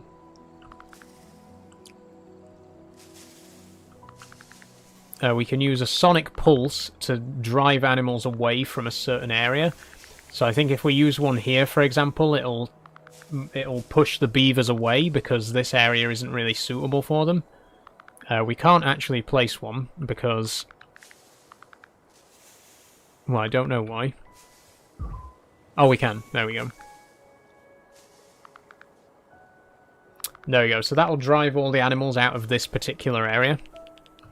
And we can also place an animal observatory which lets you pay to relocate animals, but I don't think we're really going to need to bother with that.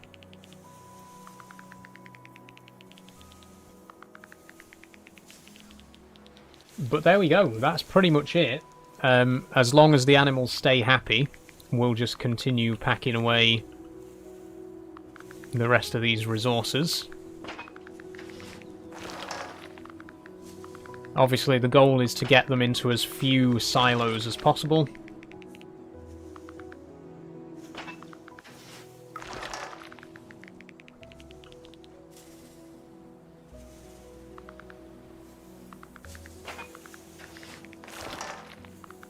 Okay, the beavers don't seem to want to leave this area.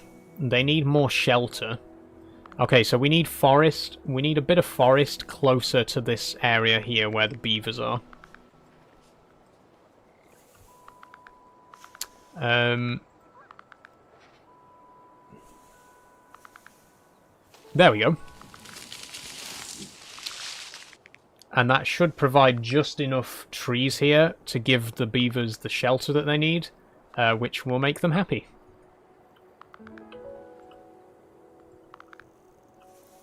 We've got a bear over here that wants food, so we need beehives. So if we pop one of those in here, there we go. That has actually cost us a few points, but it'll keep the bears happy. Again, that's our main goal right now, is keeping all of these animals happy.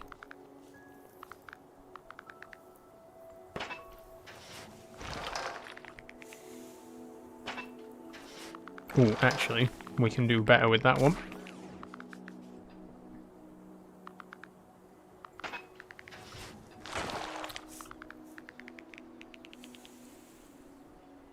Oh, one of those bears is rolling around inside that deer.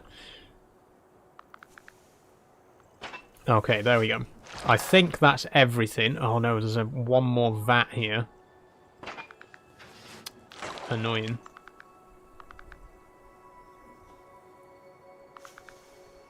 Okay, so if we pop one of these down... so then the loading dock will gather together the recycling bins that we've placed. Although we have to make sure that the boat can actually reach them. It can reach there. Good. So pop one here. I love your content, says Finley McNeil. Thanks very much, Finley. Very kind of you to say. There we go, and then we pop another one of these here.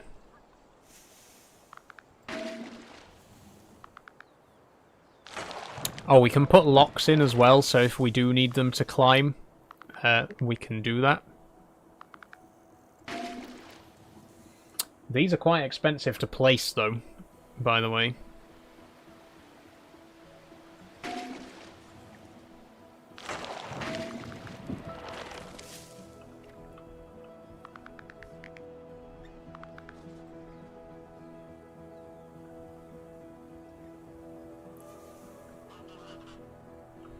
And unfortunately, these are out of range. So we're going to have to build... Oh, what's a research center?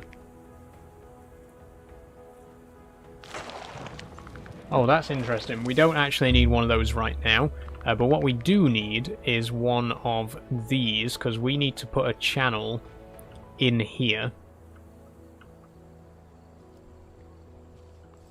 In fact, if we could put one here, maybe. Oh, there's nowhere to build it.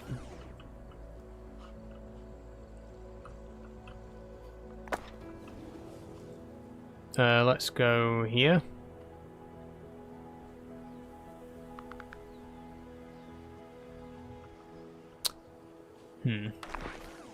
Okay, this is where it gets a little bit trickier, because we actually need... Oh, that's really annoying.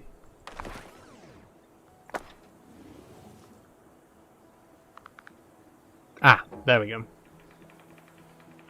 So we need, at this stage in the game, we have to have access by water. The only way we can collect our equipment is with the boat. Later on in the game, this won't be a problem, but for now, we do have to make sure that there's water access.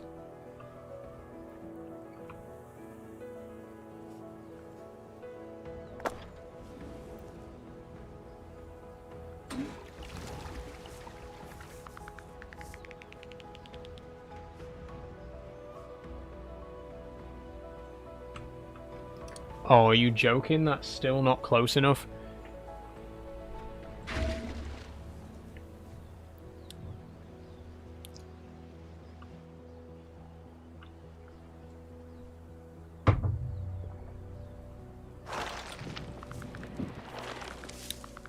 Okay, so we're going to have to build another channel.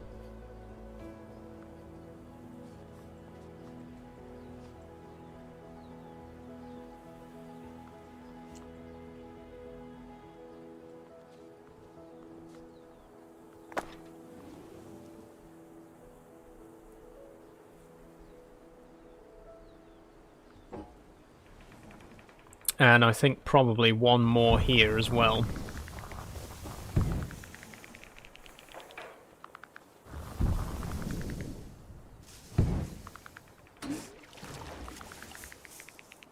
Okay, and then we should now be able to gather everything.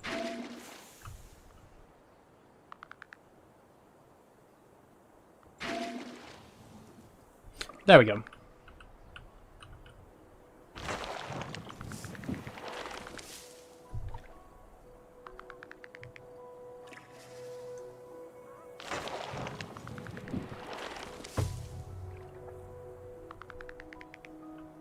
And I think we're now done with this environment.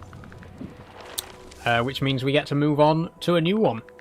So this is only one very small portion of the game. There are other environments. We've still got an hour left, so there's still plenty more exploring to do.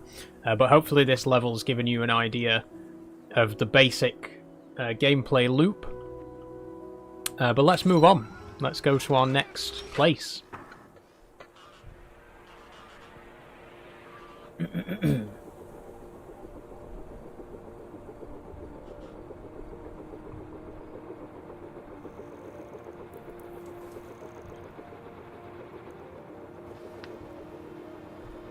Off we go. And we've completely removed any trace of our involvement. There's no sign that we were ever here. And now we just move on to the next place. And we can also, before we continue, we have the option to appreciate. So let's appreciate. And this will just basically give us a nice cinematic look at the environment that we created. Look at all that wildlife, all those different species, all those plants.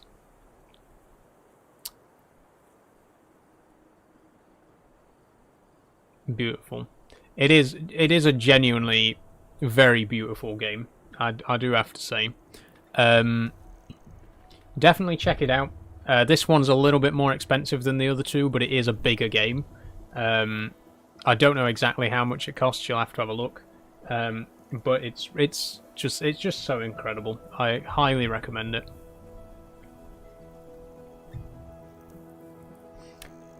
But we've got to move on. Let's continue.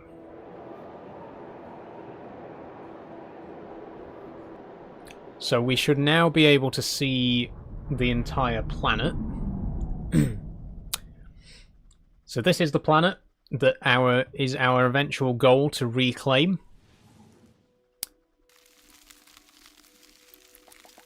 We are currently 5% complete. We've restored one single region. And you can see there's lots more to do. So there's there's 3 more tiles in this region on this continent.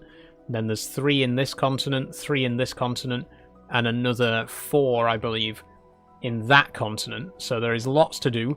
And every place you go will add more new stuff, you know. It's not just the same in every place. You can see here, this one adds the rocky scrubland biome, which we'll get to see. So let's go check it out. Have you completed it? Says Real Silverness. I haven't actually completed the game, no. I first played the game when it first came out. It was a lot smaller. It's actually gotten a lot bigger since it came out. I had an old save file that was on 75%, but then when I loaded up the game, it went down to 23%. Because the game had been updated so many times. So obviously, in the save file, it thought that I was 75% complete, but then when it actually loaded the game up, it was like, oh, actually, you're only a quarter of the way through the game. So it has expanded a lot since I first played it, which is really cool. So there is new stuff in here that even I haven't seen yet. Hill and Dale. This wasteland holds several small cliffs and dry riverbeds that form ample opportunities for cliffside shrubs and wetland. However, a healthy landscape is diverse and other biomes must not be neglected. Begin your restoration efforts using wind turbines, cone filters and irrigators to create greenery. Cone filters can be rotated, creating larger areas of fertile soil in a targeted direction. Interesting. Let's see.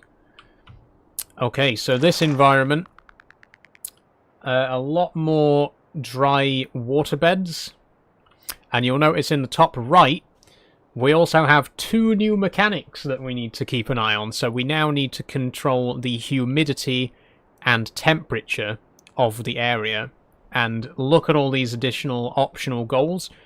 So for example, if we get the temperature above 25 degrees Celsius, then we'll start to see salmon in the rivers. If we manage to get humidity above 40%, we'll start to see mushrooms in the forests. If we manage to get 22% humidity and 5 degrees Celsius, we'll see wildflowers bloom. There's all this extra stuff that we'll see as we go. And we've got an entire new tab here for climate, which we'll get to later. But for now, let's see what we've got. Let's see what's new. So we now have cone filters, which are basically the same as the toxin scrubbers, but they work in a cone shape, so they work in a specific direction. Let's try one out over here.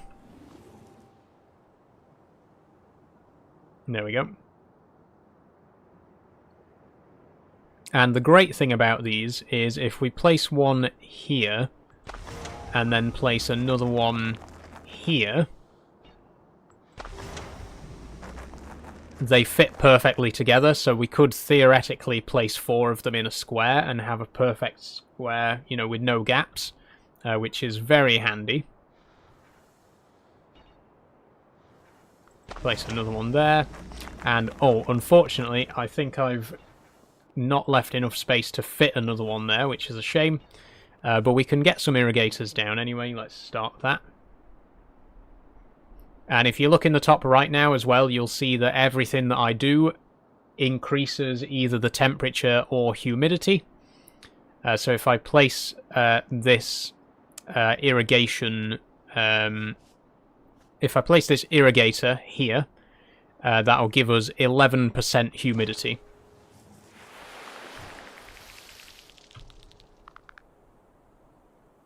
And we do the same again. And, ooh. Let's make... Oh, let's get some water in, actually. We don't have any water yet. Very nice. In fact, maybe that should be our first task, to just try and fill out the whole area with water, because water is a very important resource that we'll need to spread as much as we can.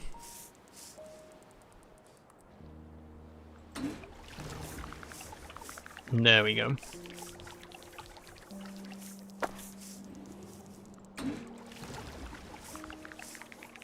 And that's more like it. It'd be nice to fill this in, to get a little pond here. But unfortunately, I don't think we can. Because it's not accessible. We'd have to put in a channel using the cannon. What's the game called? This game C is called Terra Nil. It is available on Steam, which is where I'm playing it right now. Okay, let's get some more... Let's get ourselves some more land, shall we? Let's reclaim some more land.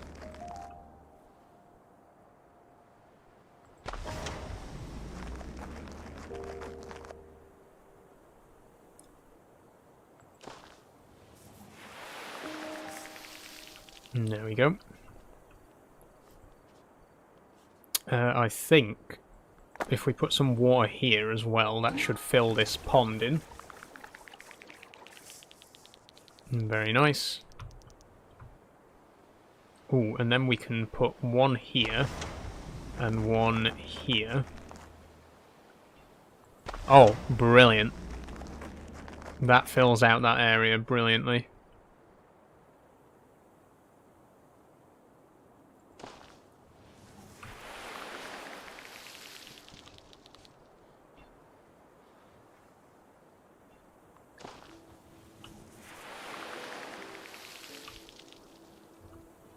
So the first stage is basically the same as we did before, is just converting as much of the land as possible to green space.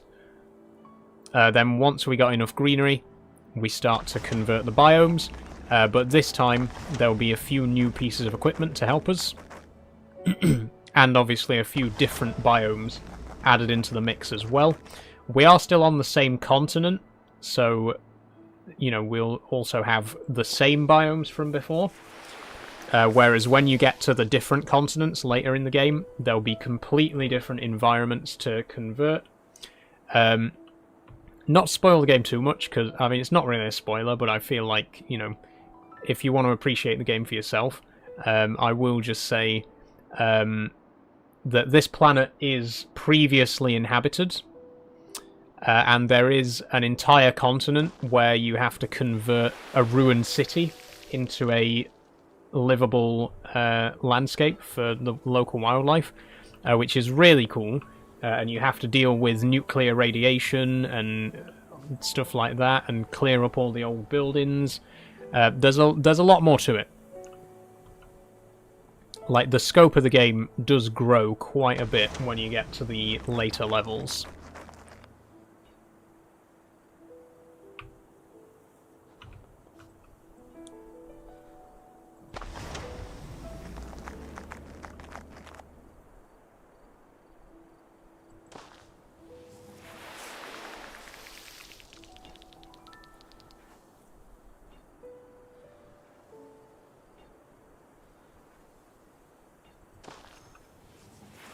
Oh, we got migratory birds return. That's our first optional objective fulfilled there. Very nice. Can I put a channel in? I think we're going to have to put a channel somewhere. Let's use a calcifier here. And then a wind turbine. And then we should be able to get a channel going that way.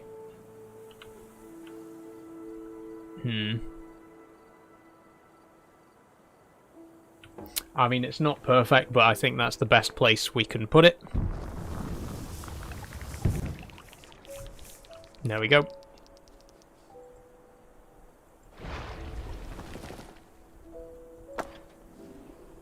Oh, it's quite windy outside. That's not related to the stream at all, it's just quite windy outside. Okay. Oh, if we put a calcifier here, then we can get wind power, and then we can irrigate this area.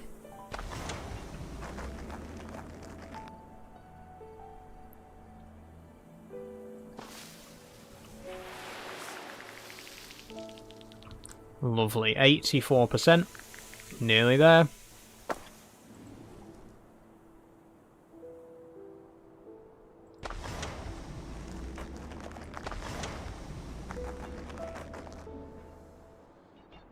Oh, that's annoying, but there's not much we can do about it, unfortunately.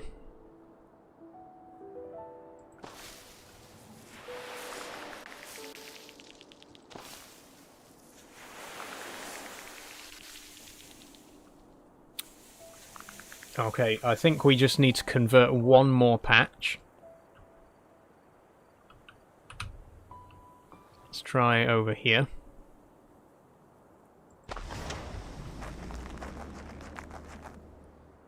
There we go.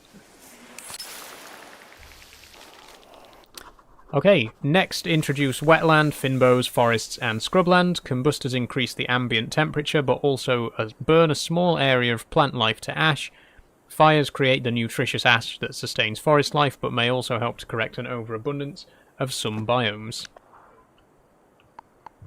Okay, so we got all our usual stuff. The hydroponium to make wetlands, the beehive to make finbows, and the solar amplifier and arboretum to make forests. But we now also have the chaparralum, which creates rocky scrubland. So this is new. This wasn't in the game last time I played, so I'm curious as to how it works and how the biome looks. If we put it on top of one of these scrubbers, it should convert the area around it. So let's try it up here on this plateau. And there we go, we got rocky shrubland. We need quite a bit more of it though, so let's place another one here. There we go.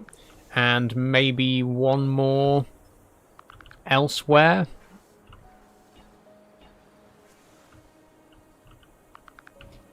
Interesting that I can't place one on here. Strange. Maybe let's have one down here. Oh, that's still not enough. Okay, one more. There we go, we've fulfilled our quota for rocky shrubland. And there's already some deer about. Very nice.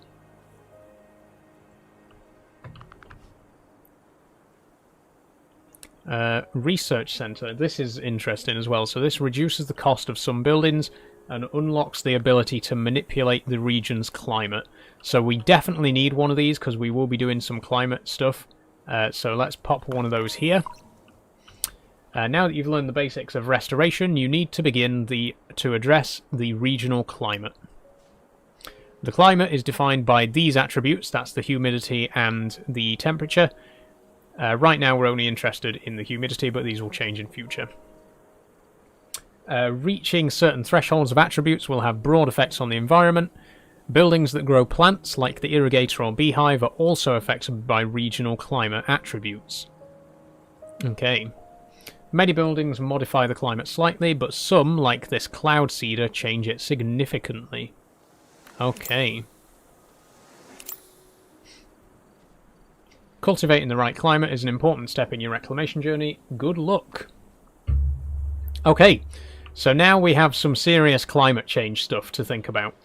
We've also unlocked a more compact version of the excavator. You can see this one only takes up a single square, but it works the same way. It drills a big channel for us. And yeah, what it was saying is when we try to place something like a beehive, you'll see now that it tells us the perfect conditions for a beehive. So right now the humidity is a tiny bit low, but not too bad. And it'll tell you the same for the arboretum. We've actually got the perfect conditions for an arboretum. So if we can designate an area for a forest, and we do actually have a natural plateau here, so if we can burn this, that'll make sure that the fire doesn't spread to everywhere else. So we can just make this area here our forest. Let's just convert this first. There we go.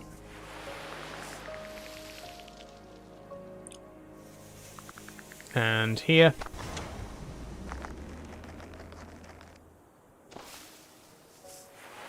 Lovely. So let's try and do a controlled burn.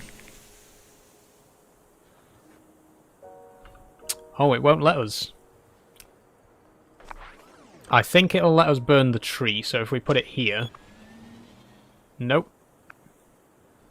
Oh, it's got to be a finbow, hasn't it? We've got to convert this to a finbow first, so we'll put a beehive there.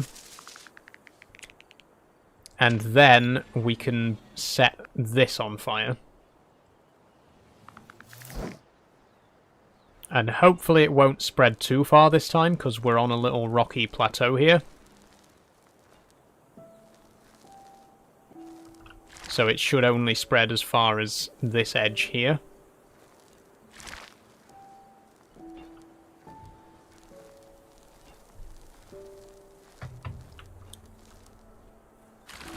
And then if we place our arboretum, we get a forest. Lovely. And we can repeat the process. We can put a beehive here, and then start a burn on this little patch here. And we can fill this area out with forest as well.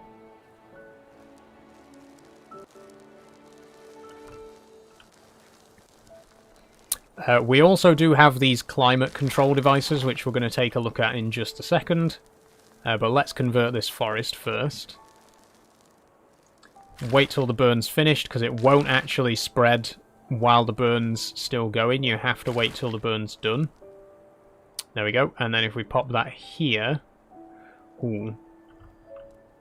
Let's pop one here, and then another one here. And that should cover the whole area for us. Or actually, maybe that's not such a good idea. Maybe we'll leave that blank for now. But we got a nice patch of forest going on in the middle there. Actually, this area here isn't connected to anything, so we could convert this to forest as well. Let's try that.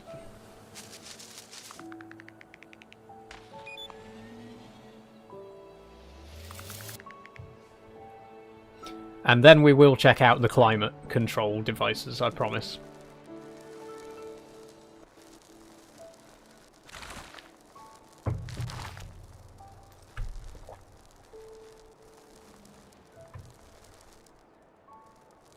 Oh, it didn't spread up this way. Interesting. Let's go here then. Lovely jubbly. I guess it's because this ground here wasn't fertile.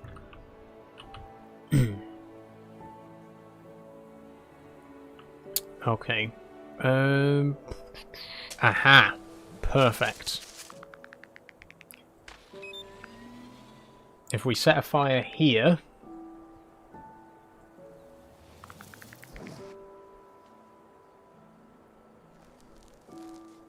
And then if we put our forest here, our arboretum there, sorry. That should be exactly the right amount. Yep, there we go. We've fulfilled our quota for forest and rocky scrublands. So now we just need wetlands and more finbows. But I also want to do some climate control. So let's take a look at these. We got the cloud cedar. And we got the combuster. C said, what's the game called? I already mentioned earlier. C, the game is called Terra Nil. The name's on screen just below me. So we're going to try out the cloud cedar. It uses surrounding water and ocean to encourage cloud formation and increase ambient humidity. So this is going to put our humidity up, which we need to do. We need to get our humidity ideally above 80% for water lilies to blossom, and then we've met all our optional objectives. So let's place a couple of these down. They can only go on top of rocks, and the more water that's around them, the more humidity they provide. So you can see there. If we put it here, it'll increase the overall humidity of the landscape by 7%.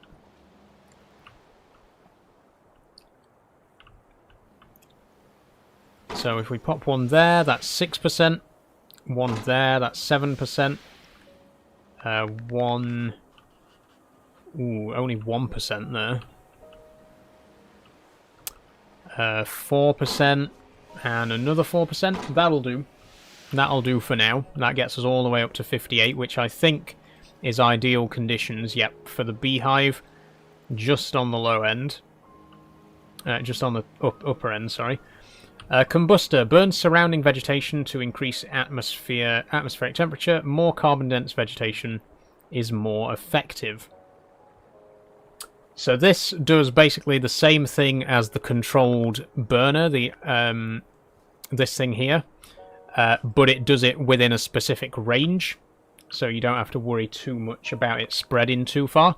And also it increases the overall temperature of the world. So we're going to try one down here. It'll burn this area, but no further. And also it doesn't damage buildings, but it does increase the temperature. Then we're going to place some wetlands, because we need quite a lot of that.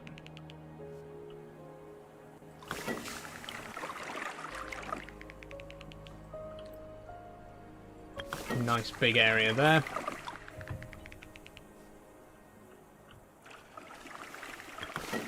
I think this one's just too far away, which is a shame, because that would have been really great.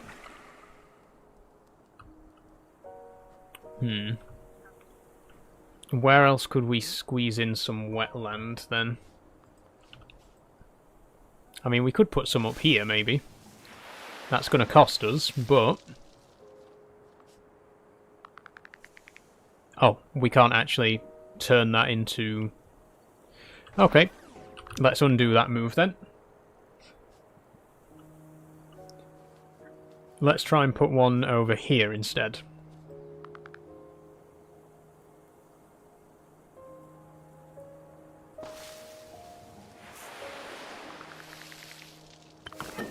There we go.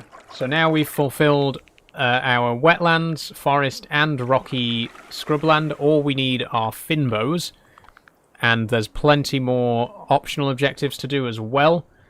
But we'll focus on the finbows for now. So we need to convert this area over here to grassland for a start.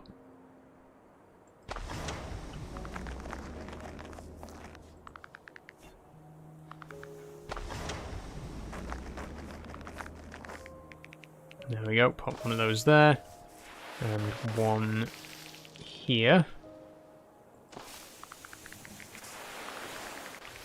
And then we should be able to get a beehive in there, yep, perfect. And another... Ooh, where else can we get one? Oh, over here, perfect. And there we go, we got a perfect balance of all the ecosystems. In the final phase, recycle your buildings to build an airship. Pound locks will help you recycling drones to traverse hills. Satisfying animals' needs will encourage them to preserve the ecosystem before you leave. Brilliant.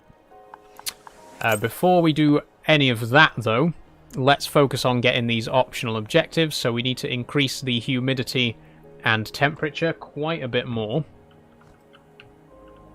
let's start with the humidity, which we need to try to get up to 80%.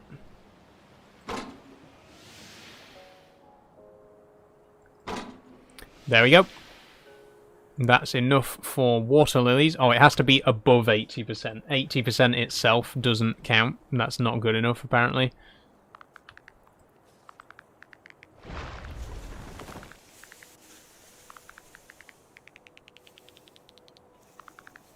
Too close to another cloud seed. Where's there? Oh, there's another one there. Right, okay. Undo that calcifier then. Let's put it here instead. It's not too close. Right, okay. Where haven't we put one? Over here.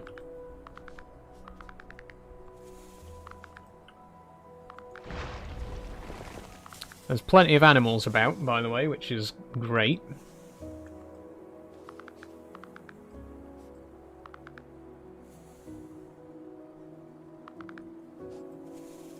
Why can't I place one now? Does it? Oh, does it need power?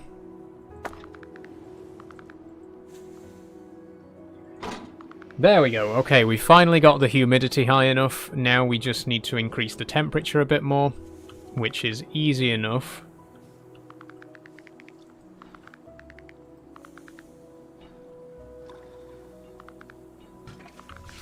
We need to increase it to more than 25 degrees.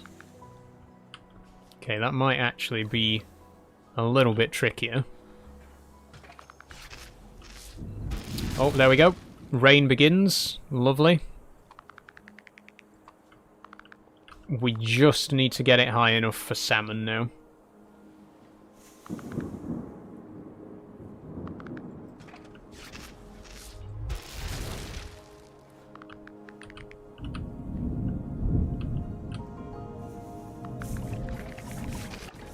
Ta-da!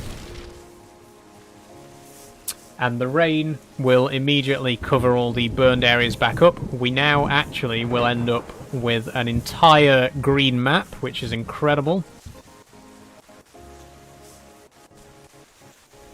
For some reason the music's cutting out a little bit. I'm not sure why that is.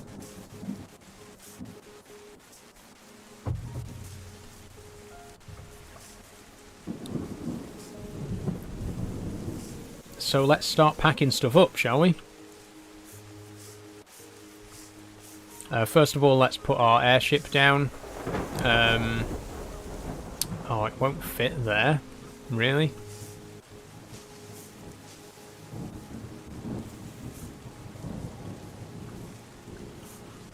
Okay, seems like the only place it'll fit is here. Unfortunately.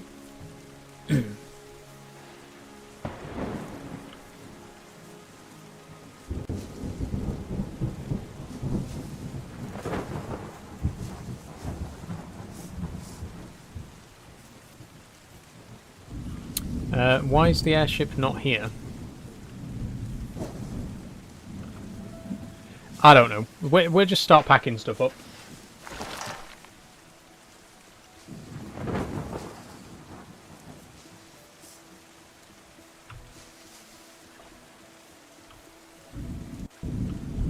Okay, I don't... Oh, we didn't buy the boat yet. We need to buy the boat first. That explains it.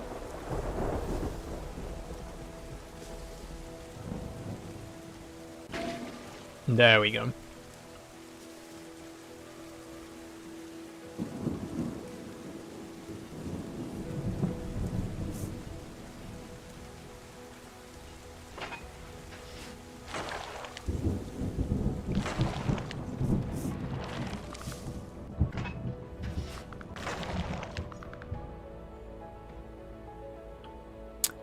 Oh, this is annoying again. We're going to have to put in more channels.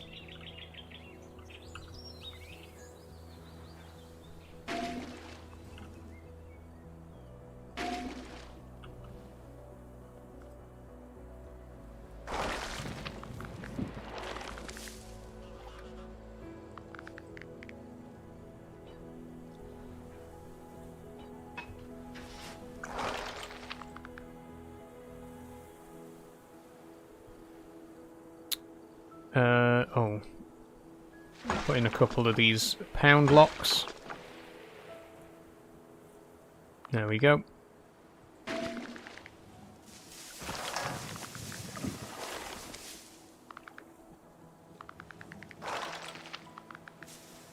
Let's not do that. I didn't realise that was going to happen.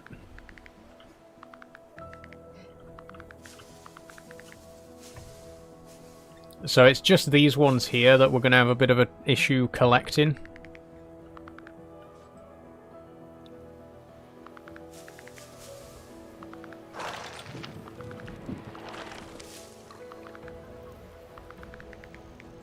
Well, actually...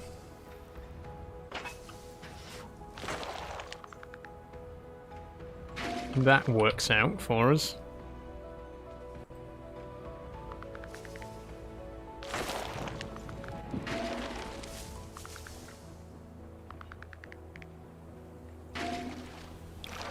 Okay, so we've collected up everything except...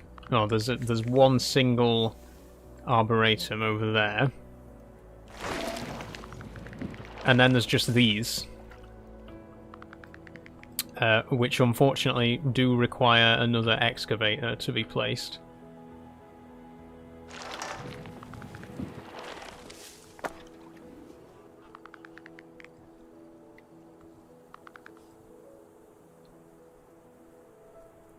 Oh, are you joking? It can't channel through there either? Okay, if we put it here, that should reach.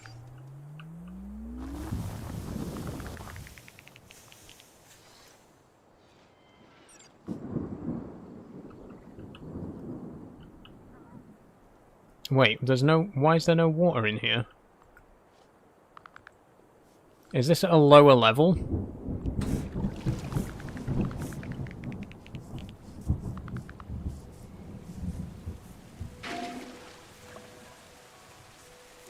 Okay, please tell me that's going to collect. Oh, there's another one up there as well. Oh, dear.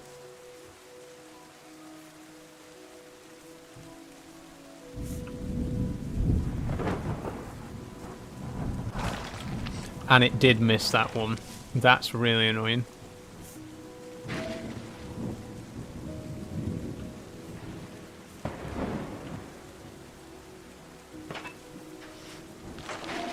There we go. Real Sylvanus says, sorry I have to go, really nice to follow you, see you soon. Thank you very much, Real Sylvanus. It's been very nice to have you here. Thank you very, very much indeed. Glad you've enjoyed, and thank you for the follow as well. We're not going to be too much longer anyway, to be honest. Only another 20 minutes or so left on the stream, so we'll just finish up what we're doing here, and then I might give you a little sneak peek at the next area.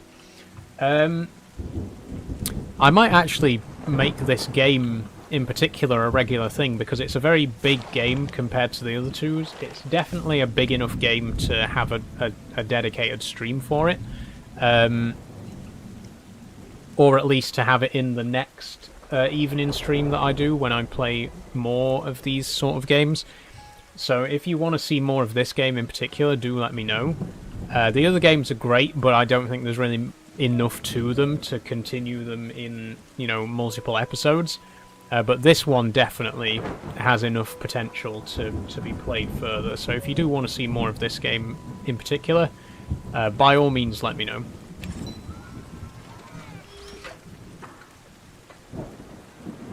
But it's time for us to take off. Look at this absolutely incredible landscape that we've converted. Every single square is alive. Absolutely beautiful. Yes, please, says Dagger. I'll definitely consider it.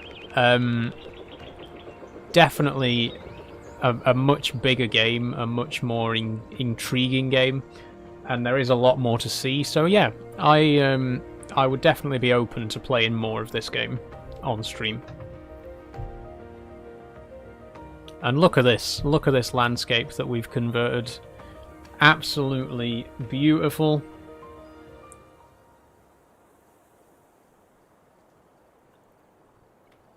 All three of these games, though, are just absolutely gorgeous. They're so calm, relaxing.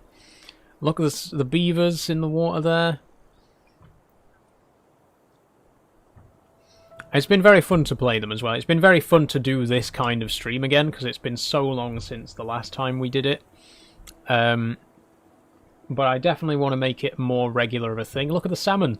Salmon jumping up the waterfalls.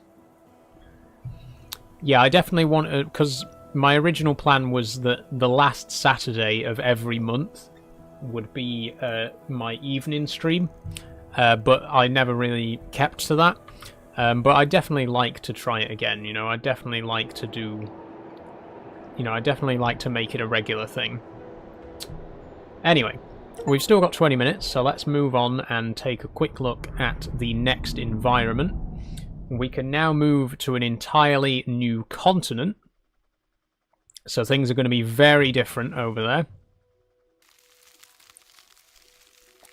We're now at 12% restoration, so we could go here and restore some more of this area, but I think we've seen enough of this area for now. This area, entirely different biomes. None of the biomes from the earlier levels are here, so this is going to be completely different. New animals and everything. So let's take a quick look.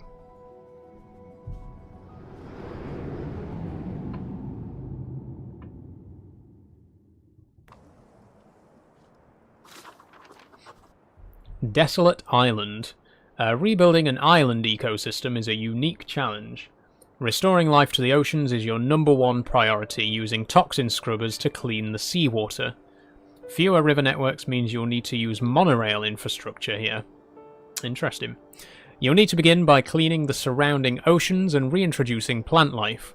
Toxin scrubbers are integral as they cleanse both land and sea.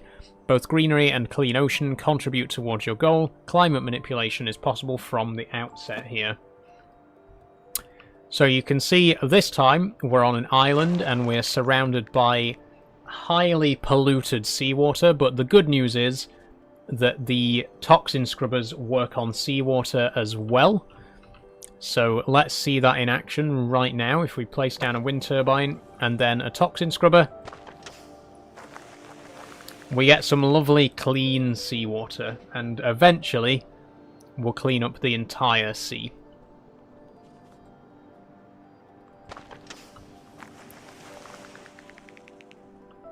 Too close to another turbine, okay.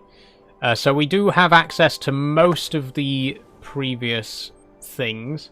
There's a few things that we can't use here because there's not really space for them. You know, we don't really have the appropriate terrain for things like calcifiers and water. Oh, well, we do have water towers, actually. Let's pop one of those down now. But yeah, each part of the world, you'll have a unique selection of items at your disposal. We can use the mineralizer to crystallize the salt in ocean water to create rock. Okay, so let's see how that works. Let's pop a crystallizer in the ocean here. And it makes a little patch of rock around us, a little patch of underwater rock, which will be useful later on, as we'll see.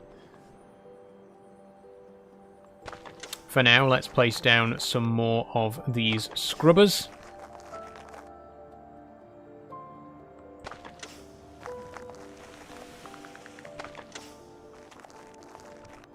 Wait, actually, can we... No, we can't place turbines on them. Interesting. Or maybe we can. Maybe... Yes, we can place turbines on these. So this is a way for us to get turbines placed in areas that aren't normally reachable. Which pronoun says the boss? She, her. Thank you for asking, the boss.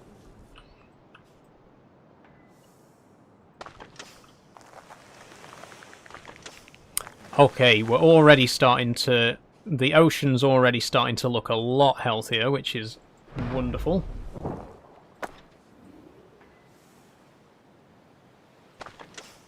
And we can now irrigate this as well.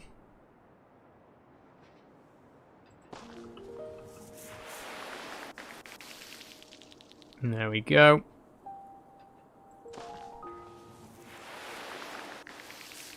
And one more here.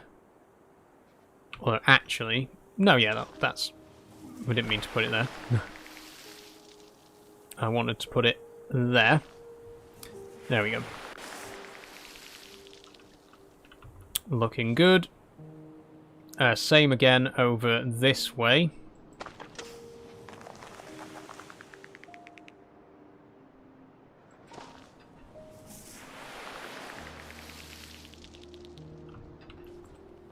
And then I think we're going to need more rock over here.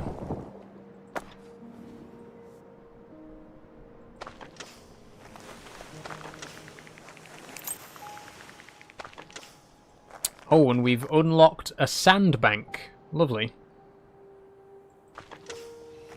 A sandbank creates a small island on which buildings can be placed. Let's just place one just as a test to see what it's like. It just gives us more land, basically. We're not going to actually place one because we don't need one right now, but that gives us the ability to expand out into the sea itself if we need to.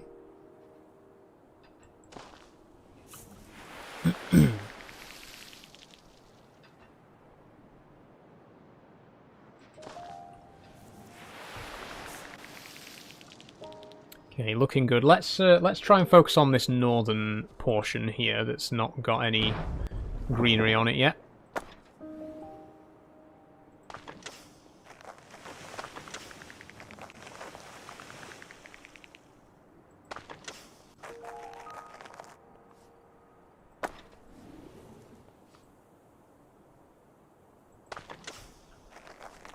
There we go. That's more like it.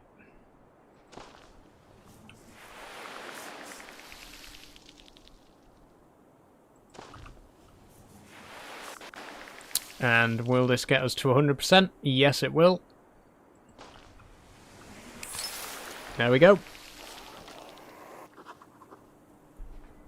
The next step is increasing biodiversity, restore beaches, mangroves, and tropical rainforests. You'll also need to use the monorail network to transport coral polyps to the sea. Interesting. Okay. So we got hydroponiums. They make wetlands. But they're not going to stay as wetlands this time. We're going to then convert them into other biomes.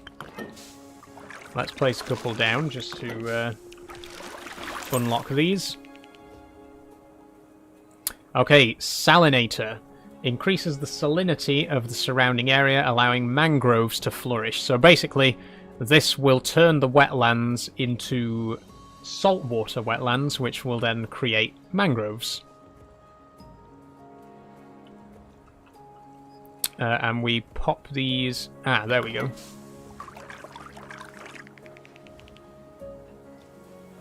Oh, we can't buy any yet. Weird.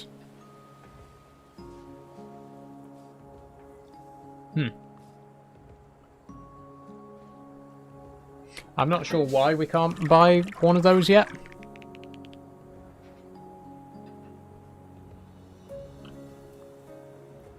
But I'm sure we'll find out.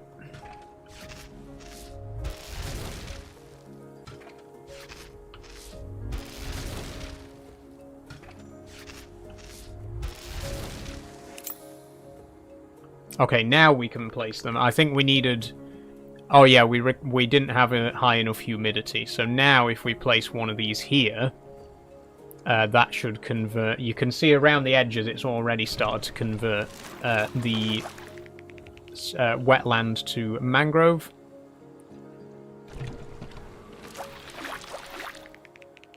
Which is a new biome that we haven't seen yet. And it looks wonderful.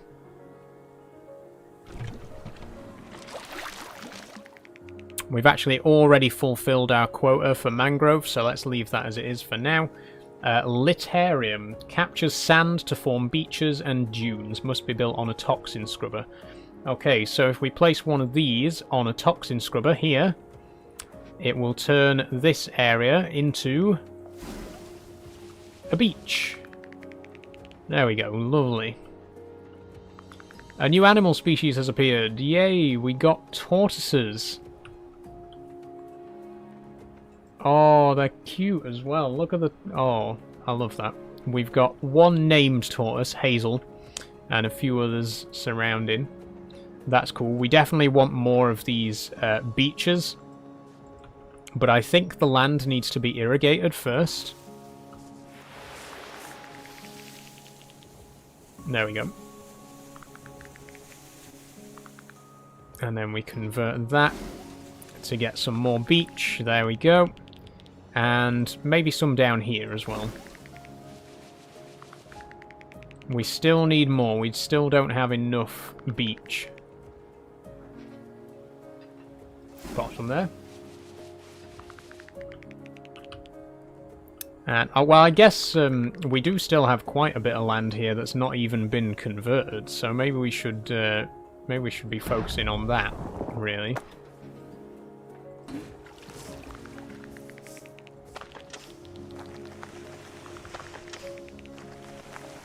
There we go. Then irrigate. And then turn this into a beach.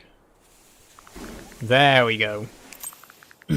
And that unlocks the monorail node. So we're going to transport our items around by monorail now. Construct 3 cloud seeders to unlock. Okay, let's place a couple of those. These obviously will ramp up the humidity.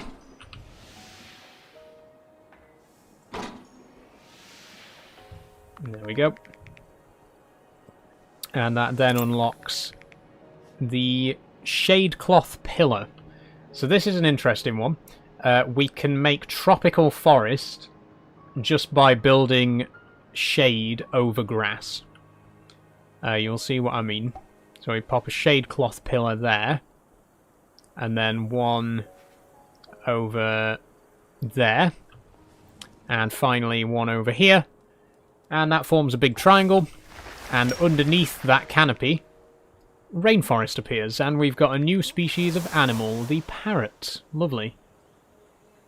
So we need quite a lot more of this biome. Ooh, where can we actually put these, though?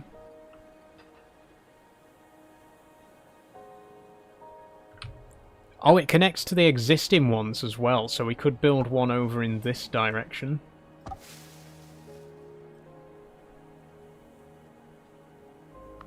And then... Ooh.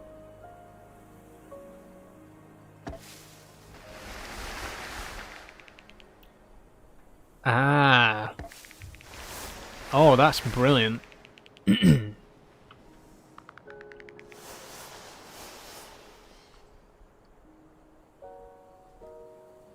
I think we need to convert this, though, first. We definitely need a bit more land. We need a bit more greenery to actually be converted into rainforest. There we go. And then if we put another pole here... That's more like it. And is there room for one over here? There is. A new animal species has appeared. We got flamingos now down on the beach. This is looking great. So we got turtles, flamingos, and parrots. I think there's still 3 more species of animal in this area as well. So we've still got more to discover. Can we get...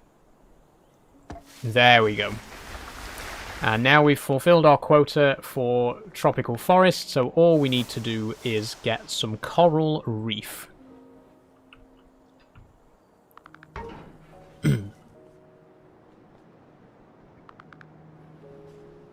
Okay, I think we need to build a small section of monorail before it'll allow us to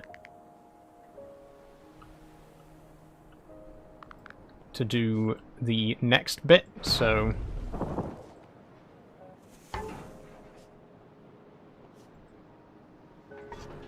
There we go.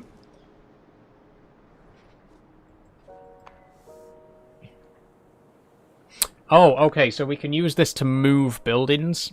So if we click on activate ability and then click on the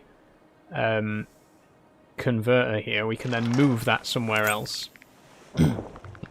And we need this for the coral lab. So what we do is we place a coral lab. Oh, we need a slightly higher temperature first, so let's just raise the temperature just a tad. If it'll let me place this anywhere.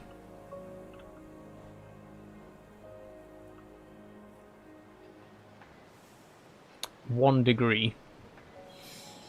I think we need a bit more than that.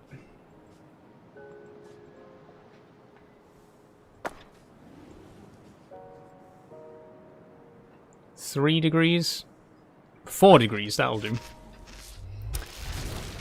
And now, oh, crabs. Look, a little crab. So we'll start to see those wandering around on the beaches now. And I love that they're 2D as well. I love the little pixel art crabs. Really cool. Very cute. But now what happens is we place a coral lab on top of a hydroponium. And then we have to actually use the monorail system to move the hydroponium into the sea.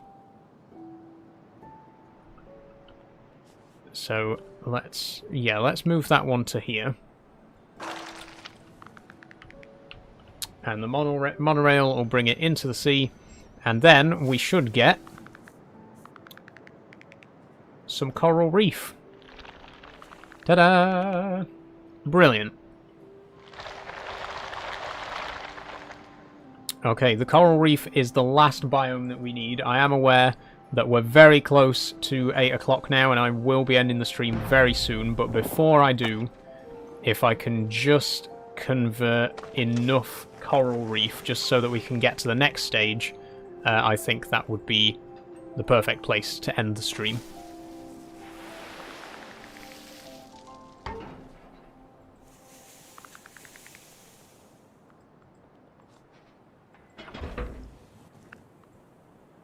And then pop that in. Ooh, 55. That's good.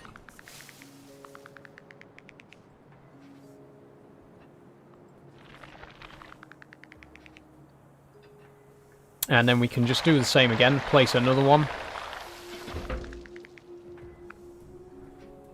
And pop that over here. 22. There we go. We need somewhere bigger, though. We need a bigger area. Let's try over here somewhere.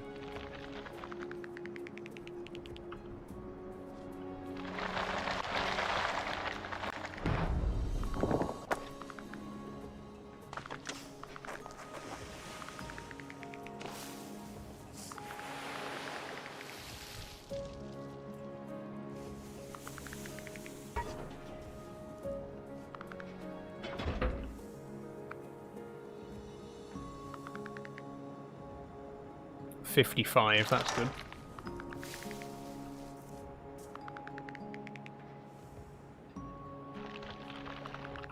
Okay, tiny bit more.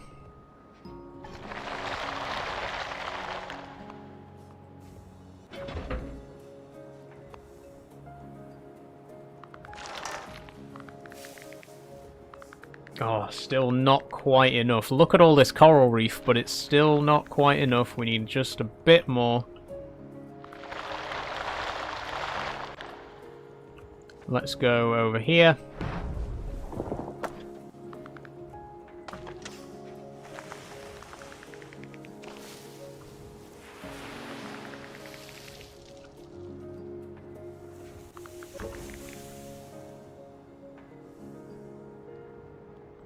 Ooh. Can I place these monorails so that they actually are in range of each other? Unfortunately not.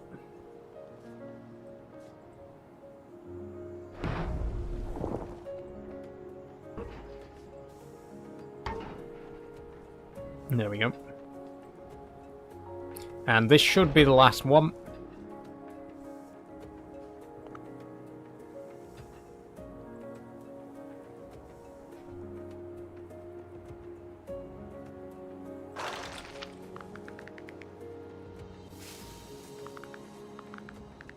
Still not enough. Oh my god. Okay, this is taking the Taking the mickey now a little bit.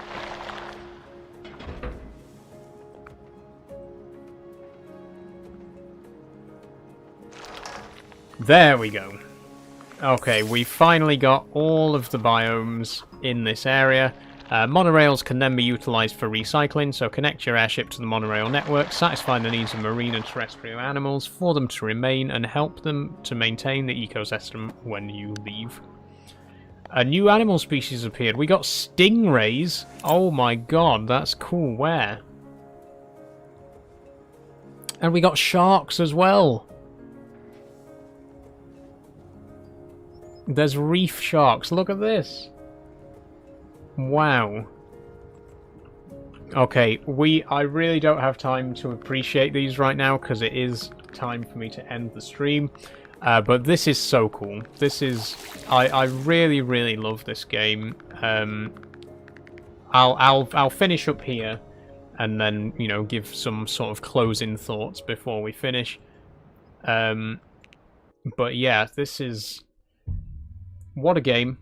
Not just this game, but all the games we've played tonight. What a fantastic selection. Let me just go back over to my big camera and put the music back on. There we go. Yeah, I can't say enough nice things about the games that we've played today. 3 absolutely fantastic games. Again, very cute, very relaxed, laid-back sort of games. That's exactly the kind of games that I like to play on these evenings. If you would like another evening with Saul, as I call this series, if you want to see more of me playing these sort of cozy, cutesy, artsy games, then do let me know, because I absolutely love playing them. Again, all 3 of the games we've played today are incredible. Townscaper, Islanders, and Terra Nil. All fantastic, all available on Steam. Ooh, excuse me. Townscaper is by far the smallest of the 3, and Terra Nil is by far the biggest. Terra Nil, very big game. I will definitely consider playing more of that game specifically. But there are plenty of other cozy games that I could add into the mix as well, so we'll have a look at maybe playing some more of those next time. Like I say, I would like it to be a regular thing, like the last Saturday of every month or something like that, so we'll see what happens. But yeah, there's really not much else for me to say. I've had a fantastic time. I've had a wonderful evening. I hope you have as well. I hope it's been very relaxing, very calm. That's the aim that we were going for, so hopefully we've achieved that. And I guess, since it's getting late, I will let you enjoy the rest of your evening, and I'll go and enjoy the rest of mine. So thank you very much for joining, everybody. Thank you for being here. Thank you for leaving comments. And I will see you in the next live stream. Oh, actually, yeah, I completely forgot to mention, sorry. Cue the music again. The next live stream is going to be tomorrow, where I'm going to be playing some Oddworld Stranger's Wrath. For Sci-Fi Sunday, we are very near the end of Stranger's Wrath now. I think it's going to be either 1 or 2 more streams. But join me on Sunday, join me tomorrow for Stranger's Wrath. Then Monday is the last day of the month, so I'm going to be doing my monthly Q&A stream. So do join me for that as well. I'm also going to be doing a little bit of Lego building in that stream if you'd like to see that. And then Tuesday, I'm going to be playing more Truckers MP as well. So a busy weekend. I'm going to be streaming tomorrow, Monday and Tuesday. So do join me for all of those, and of course keep your eyes peeled for any videos. I've just posted a video yesterday which is a piano cover of the main theme from Papers, Please, so please check that out.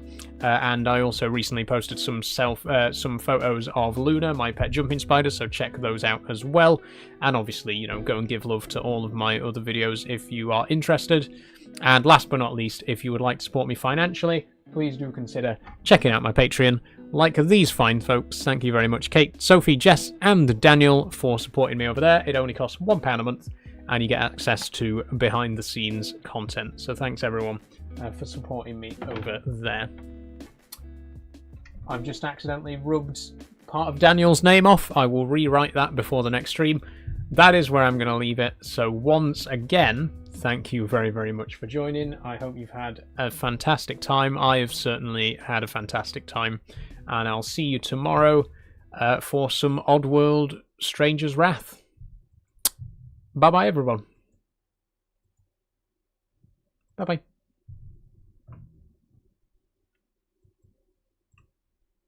And of course, bye-bye, YouTube.